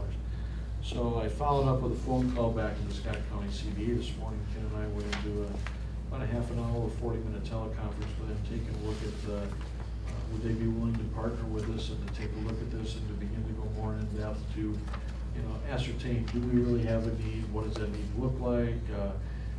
What are the possibilities, what are the sites that we have. I think Ken provided you some of those options in the packet, either out behind the existing facility and potentially west of Mill Pond Apartments. Probably a parcel that isn't quite of the depth and the breadth that's needed to undertake that. I think here's the example. If you move those red lines a little bit back to the west, you can see the approximate area that we're looking at out back.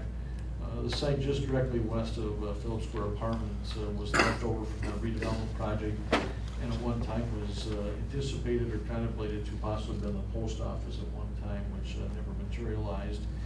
And then there is some additional property off the westerly side of Mill Pond Apartments. Not that it's available at the present time, but it would have to physically be split or platted off that to add to that. And so the depth going north and south probably isn't ideally what it needs to be. You try to put up a building on the back edge of the Phillips Square Apartments and you block all those windows to anybody on the west side. Probably not the most ideal of sites. If you jump out to the west end of town, and these were put together taking a look at our current land use and zoning that would enable this kind of housing project to be built. And there's a couple of sites out there. One is owned by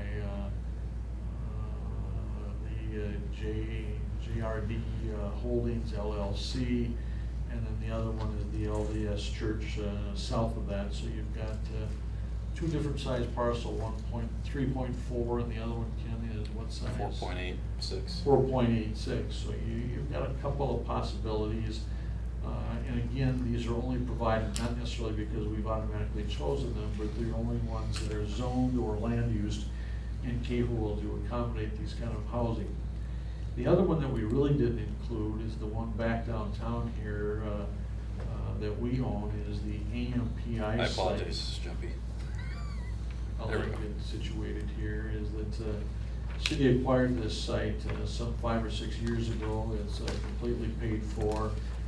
We lease out the south half to Miller's Milling to lease for the truck parking that go to the mill.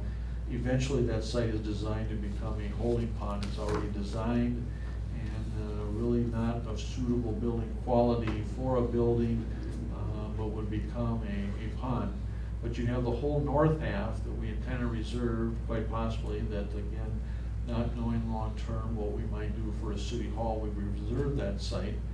But it's also the kind of thing with a little additional redevelopment that if we were to acquire the parcels directly west of us between there and the railroad tracks, which is that tin metal storage building, it's a rental building, and then those concrete bunkers that are owned by Bodger Holdings. You know, you could couple that with what's owned and figure out what you're gonna do with the road. There's a lot of underground sanitary sewer, storm sewer piping that runs through this area, so there's some things that have to be protected, but this could be another site because at the present time we kind of own it free and clear, and it could be looked at. Staff a number of months ago, might have been even a year or more or so ago, we took a look at a project over in Oconee where they did a combination city hall and senior housing project on top of that. So it has been done. I think we were alerted to one possibly in Norwood Young America as well, and so those are all possibilities. And so, you know, I'm getting out ahead of myself and asking what's possible, but part of the reservation of that site, really not including that, was kind of trying to hold on to it long term, that should we ever need to do anything in the downtown, we'd want to keep City Hall in the downtown, and I've just kind of held on to this option since we were able to acquire it from the bank some 5 or 6 years ago. So it could be another possibility as well. But the bigger question is, in light of what we are reporting back to you tonight, is do you have interest in wanting to take a look at pursuing this issue further with the Scott County CDA? Do you want to turn the matter over and instruct the EDA to look at this more with maybe some specifics? Or as Bill mentioned this morning to us, is that maybe before we even do that, is that he and his staff would be willing to come and do possibly a joint meeting between the City Council and the EDA and talk about what is 55 housing, how have they done projects, how have they partnered and worked with the other cities in the county to help facilitate projects where you have the abilities to expand under a redevelopment opportunity, how do you expand and take something from just housing to something with the housing in the library, as you see in Jordan and the Alchemy Market. And I'm not certain what some of the other projects might have been, but I know they've worked with Shakopee and Savage, and so in taking a look at that, he and his staff would be willing to come down and kind of start to go through a workshop with the council just to explain what this process might look like and what would happen and what their willingness would be to participate before you start to get into the depths of wanting to instruct us to proceed to begin to look at this issue further. I think that option is probably, to me, makes the most sense. Have a joint meeting with the council and EDA and have them do a presentation. Just to learn more about it, To and learn more the about process and the things that you look at and who they bring to the table and how they develop concepts and different things that he's got a full complement that he's used throughout these different projects throughout the county, and they've done quite well because they've done a number of them. That Springston is their financial advisor, that they've got an architect, that they've got a development company, and so they have the players. Not that we couldn't choose our own at some point in the game, but at least he can talk about how they've done projects on various sites and what they put together, and how has the financing been able to be shared amongst a number of different things to help reduce the price and the cost. And the big thing about the 55+ housing and the joint partnership with the Scott County CDA, and you know, the choice you have in getting involved with that, is that there are certain financing tools that are available to us as a city that are not available to the private sector developers, that enable us to provide this type of housing at lower economic levels than if the private sector was to try to do this themselves. We can't pass those tools on to the private sector. It's only as if we become involved and participate and do the project that we can acquiesce that financing that helps ultimately reduce the rents that are made available to people. The Phillips Square apartment is not a income-based rental program, and I happen to attach, just because we got it in the mail, the annual financial summary that we get on that project, just to give you an idea of the scope and the size of what that project is and what our cost share is and what the Scott County CDA is from the debt service component that we participate with. Okay. If everyone agrees, I think we would like to maybe go forward with that CDA presentation with the joint meeting of the City Council and EDA. Does that sound good? Yep. Sounds very good to me. Okay. Thank you, Mike, and let's just proceed that way. I think you're taking the next one, Mike?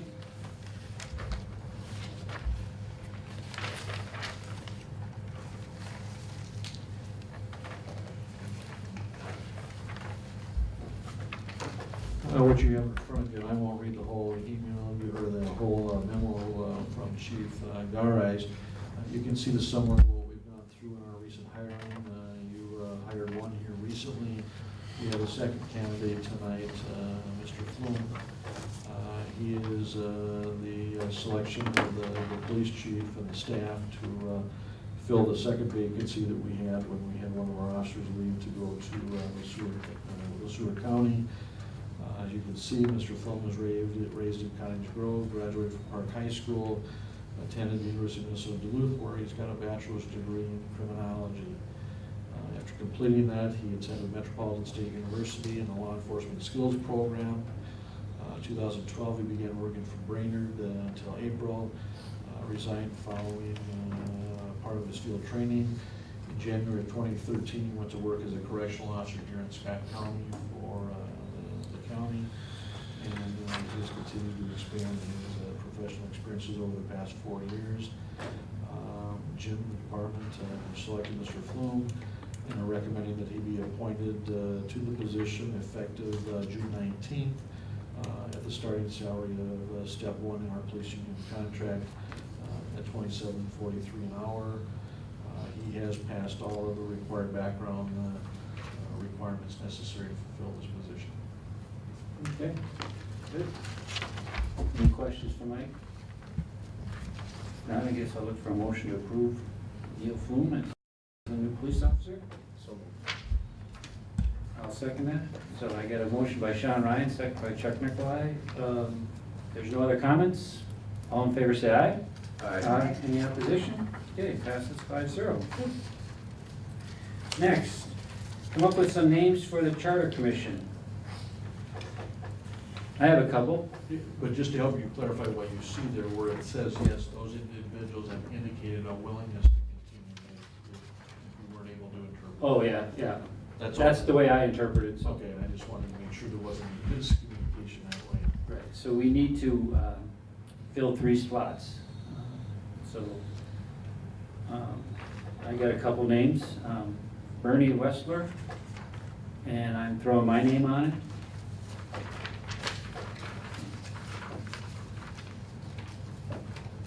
Anyone else?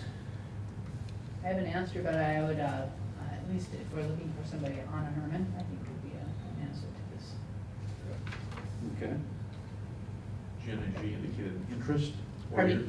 has she indicated an interest and willingness? She has not, and so I just know of her personally, so she'd be someone to reach out to. Okay. Because the process from the council's perspective is that you order to come up with a group of names that the council is recommending to the district court judge to appoint.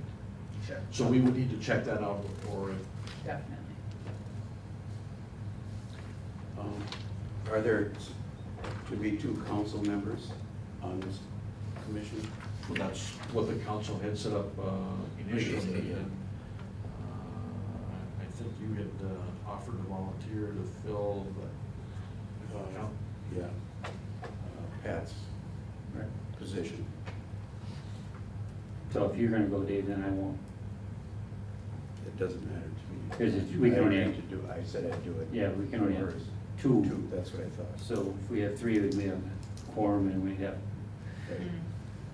publicly, it'd be a lot more work. I had tried thinking of some teachers, especially those that were probably involved in government in high school. And unfortunately, I don't know them.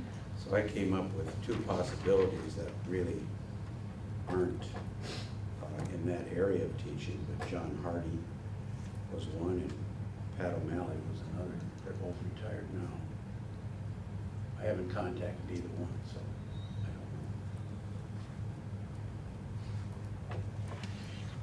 don't know.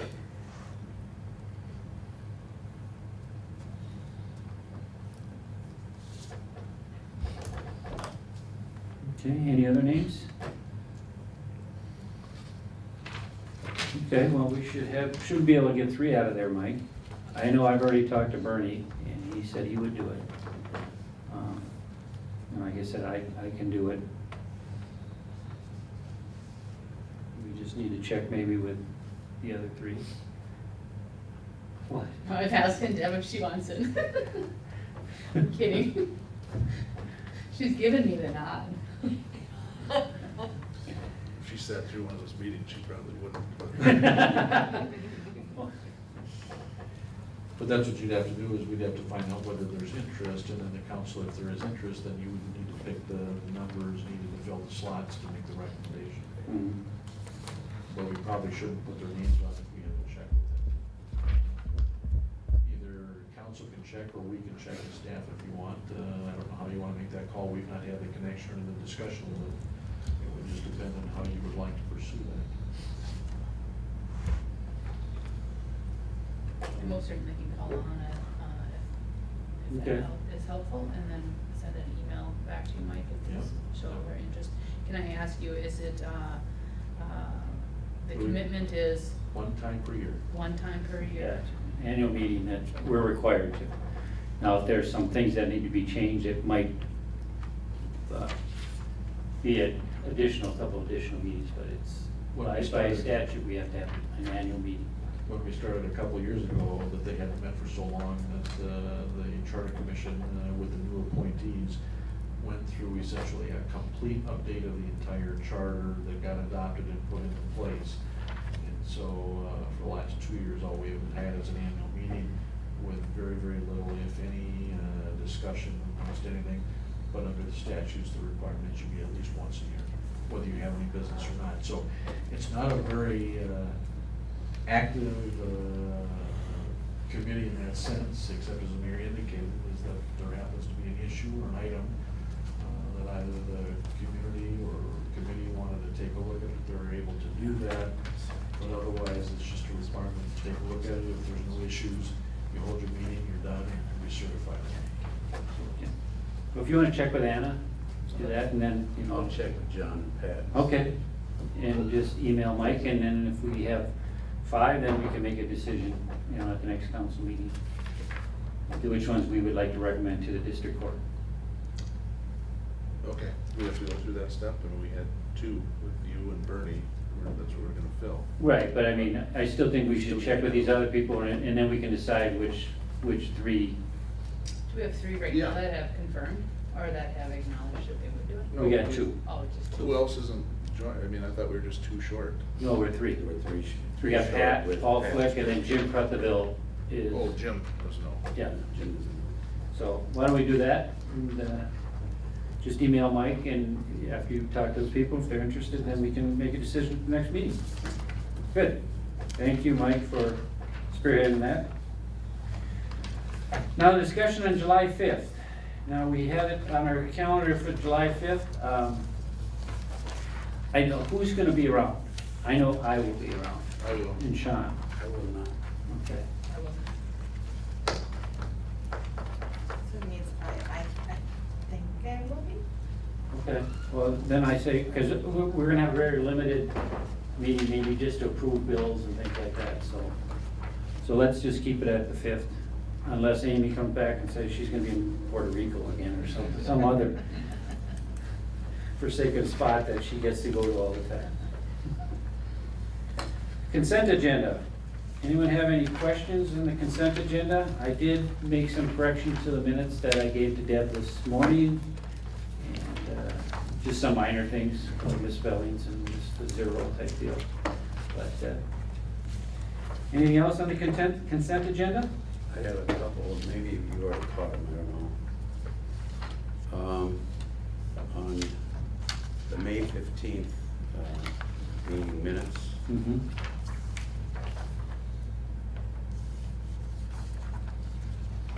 it has to do with the 2 separate. What page, David? Page 882. And it had to do with, with the Giesenbrow. And I was wondering if the, there was some question about getting the state license. License from the state of Minnesota. Yes, he applied on his application to be eligible in June 1. However, if no state approval was provided, which to date it has not been, and it is not effective. Okay, so it's not been. No, it's not been issued. Okay. Well, I think he's waiting for 2, one from And one from insurance. No, the agriculture, there's 2 approvals he has to have from the state. And one is agriculture, and I can't remember the other one, but I haven't heard. Will be alcohol and gambling, we'll have to take a look at it as well, except we talked to him today. But that's a federal, right? It'd be state of Minnesota. State, okay. He has his federal, I think, Ken, didn't he? Yes, he's got the federal. Yeah, he has the federal. Okay, how about M2? There was- Everything was taken care of, That at was, the timeline. patio is okay. Correct. Okay. Anything else, Dave? That's all I have. Okay. Anyone else have any questions or issues on any of the consent agenda items? If not, I guess I'll make a motion to approve the consent agenda. Second. Okay, second by Dave Brusick. All in favor, say aye. Aye. Any opposition? Okay, passes 5-0. Miscellaneous. Oh, Patrick, luckily you came back from the restroom, so you can start. Anything? No. Okay. Mitch? You have something? I do. Okay. I just wanted to say hello. My name's Barb Weckman-Brecky. I'm your Scott County Commissioner for District 1. I've met many of you over my first 5 months in office, but just wanted to let you know that I'm here, and if you have issues or things you want to talk about county business, let me know. And good job tonight. That's all. I'm sure everybody wants to go home. All right, well, thank you for coming. Well, thank you for waiting so long. Yes. Well, I came to see what you guys are up to, so I needed to stay. Okay. See you Wednesday. Yeah. Mitch, you got anything? Go Bison, right? Glenn? Open house Wednesday night, 5 to 7. Seal coating is happening tomorrow. All the residents that are affected have been notified by a letter either left at their door or handed to them, and also no parking signs are put up, so. Okay, Should be no confusion. good. Or very Thanks. low. Thank you. Ken?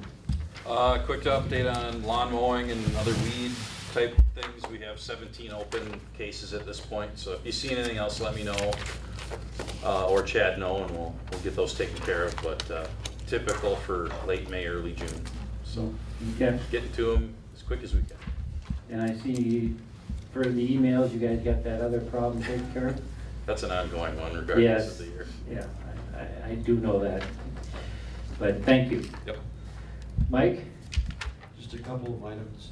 And including your packet, I think I provided to you by email before, is that we just went through a surveillance call with Moody's on our bond rating, and they affirmed our AA3 GO bond rating.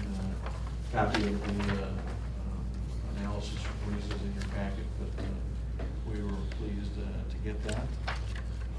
Second item was in your packet, there was some information in regards to the New Prague Senior Living Associates 1 LLC, that we had intended to have you act as the HRA tonight and consider the final agreement or contract. The developer ran into some slight issues with some site development costs, geotechnical, and some water. I can't remember that. Water table. Yeah, water issues. table, yeah. And so he wanted to refine the numbers that he had included in his exhibit that were eligible for reimbursement under tax increment. Was not asking for any additional payments that weren't already previously identified, but wanted to have the correct numbers, and so he wanted a chance to go back and take a look at a couple numbers in that exhibit. So we had a signed document ready to go, with the exception of him pulling the item off the table to address those items in that exhibit, but we should have that back on in June 19th. Barring anything else that we're not aware of at this stage of the game. And I think that's the only two items I have. Okay. Deb? Nothing? Sean? No, I'm good. David? Nothing. I don't have anything. Amy? I do have a couple. One, as I was reading through the notes, when we talked about the baseball, the overage, and we talked about options, has any resolution been done on those options for payment? Were we okay with the option we chose? Patty went to the auditor, and I guess I haven't heard the final result back from her, but as far as I know, she didn't indicate anything to the contrary. So the fifth option you had selected as of right now, but I'm still waiting for final confirmation. Okay. And then, just aside, I know, Ken, you gave us an update at the park, but just for the other council members that weren't at the park board, could you give an update on the cabin? Is that all done? The exterior restoration has been completed, except for painting. Glenn and I are actually meeting with Dennis Dvorak tomorrow to kind of go over some final things. So they did the full log treatment, replacement of some log faces and different things that needed to be done. Boron treatment in the wood that was original, to keep that preserved. I think some of the final things to be done, as I know, are painting and then some general cleaning and whitewashing of the inside of the cabin. And they're also working on the new shed, or whatever you want to call it, the new accessory building for the cabin. And that's all volunteer labor as well. So they're just wanting to get everything done by Dojinki. That's kind of the big kickoff, to have it open and have it looking like a historic home at that time. So. Okay. Anything else? Then my other question was, I know we mentioned it in one of the meetings, but when will, and we talked about it, I'm just wondering the status or if we're still interested. We talked about reviewing our goals and planning, especially when we brought up the senior, working with the CDA, I feel like we're losing focus on what we feel is really important. Not to say, I mean, to me that is important, but I'm wondering, can we have a brief, do the other members feel it's important? I think just for us to review Like where a we're workshop? planning. Yeah. Do like a where- workshop, a half hour before? You know, because we already did a big comprehensive one sort of 2 years ago, but you know, where are we on those goals and has anything changed? So that staff and council are on the same page as to what we believe is important. Okay, yeah, I think we could probably work that in this summer sometime. Anything else? That's all I have. Jenna? Well, I just got one. As you guys know, as you can see by your memo, our house sold and we are moving out on the 14th. So tonight is my last official council meeting unless we have some kind of a emergency one that you need to get me back up here for before the 14th. So I wish you all well professionally and personally. It's been a great pleasure and it's been awesome. So continue to smile and have fun as a council and challenge each other. And so with that, that's it. The pleasure's been ours. Yes. Thank you.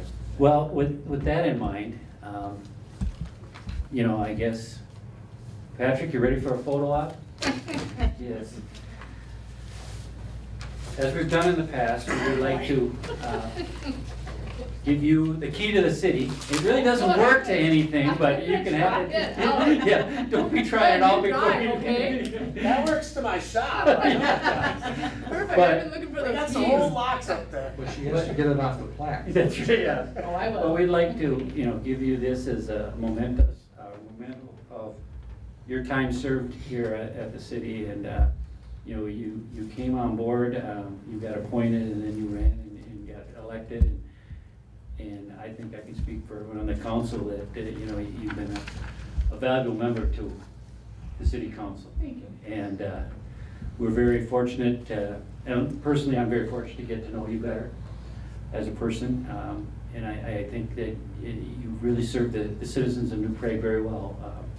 You were always well-informed and weren't afraid to voice a different opinion on things. And I think that's really an example for all of us, or anyone else who would want to serve on the city council, is that you did an excellent job, and we wish you well in your new adventures. Thank But you. remember, you can always come back here and sit in the crowd once in a while, just to say hi to us. But I'd like to present this key to the city to Jenna Tuma for your recognition of to the city of New Prague.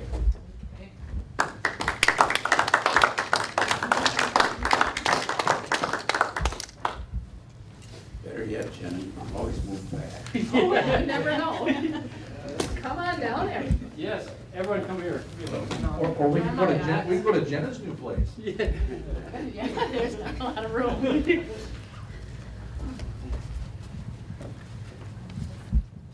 Come on, Mike, and you guys.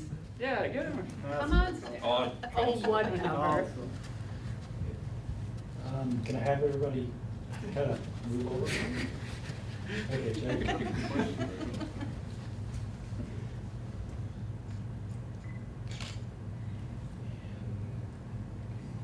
More. 3 more. That should be good. Good. Speech? Back. Speech? Bing. Jenna, very much, excellent. Getting closer to those gophers.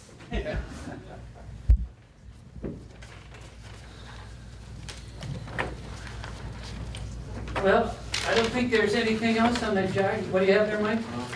Attached to Jenna's memo for a letter to us acknowledging the resignation. We honored her request, even though we had it a little bit earlier, that she was waiting till it got closer where she could announce it, is that included is a memo from the city attorney's office outlining kind of the next steps and what choices the council will have. And so this will be on your council docket at the June 19th meeting. But if you will allow me, I'll take just a couple of seconds to give you an idea, is that at the next meeting, you'll have to formally declare the vacancy exists for Jenna leaving her position. because there is more than 2 years left on the term, you are required to hold a special election. But the first option is to have discussion to appoint somebody on an interim basis until we can get to a special election. That special election can occur either this coming November on a special election. We have talked to the school. There's the possibility that they may likewise be going out for a special election on their excess levy referendum. I think they'll be talking about that at their July meeting. So we could be able to kind of cost share on holding and working together on a joint election in November. Or you could defer ultimately to take action at the next regular city election, which is in November of 2018. So those parameters and all that, you read more about those, but judges generally wanted to identify that.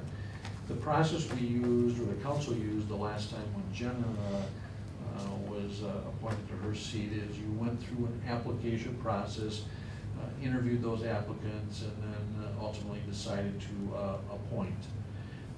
And in taking a look at that, you can choose to do that again, or you can have discussion on going through it however you realistically want. The only question that I would ask is that if you thought you wanted me to get into something other than that process, or even if you do want to use that process, the question was, do you want me to have the city attorney available to answer any questions that are going to be beyond the scope of what I've provided to you, because I may not be able to answer all of the questions that you could pose in a legal framework. If you thought you might be inclined to use the same process, we've got we'll provide a copy of the application and all the paperwork that we use. We advertised it in the newspaper, took applicants, and then you went into an interview process. If you want to get more creative and talk about what your other options are, and you want the city attorney here, I can certainly accommodate that.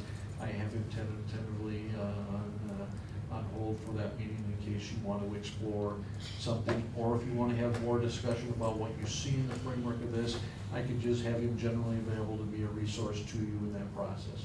Well, I think if we need to do this at our next meeting, and if we're also going to be addressing the senior citizen complex, maybe it'd be a good thing for Scott to be there just in case there's any legal questions on either of those topics. Is that okay? That works. Did the school say when they would know if they're having one?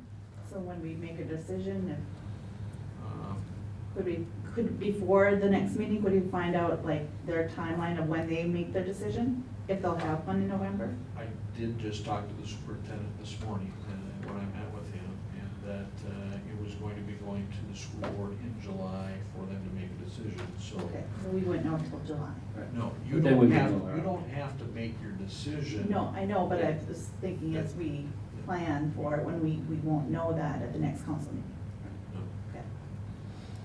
Okay. But I believe in my conversation is that they have a strong need to continue. It's just whether it's going to be at whatever different financial level that they may be talking about it. So that's really not I don't know any of those particulars and don't want to get involved in that. But he believes that there's probably a strong likelihood that they will probably have that in November. But they've not made a decision. Okay. But I just thought you might like to have that, so at least as you take a look at it, in case anybody asks you, you've generally got the materials available to you as to what the process is going to be in the next steps, and that's so you can read through that. Okay, good. Anything else? If not, I guess I'll make a motion to adjourn. Second. We're gonna let Jenna second that, her final official act. So, all in favor, say aye. Aye. Any opposition? Jenna, do you have time to have a cocktail with?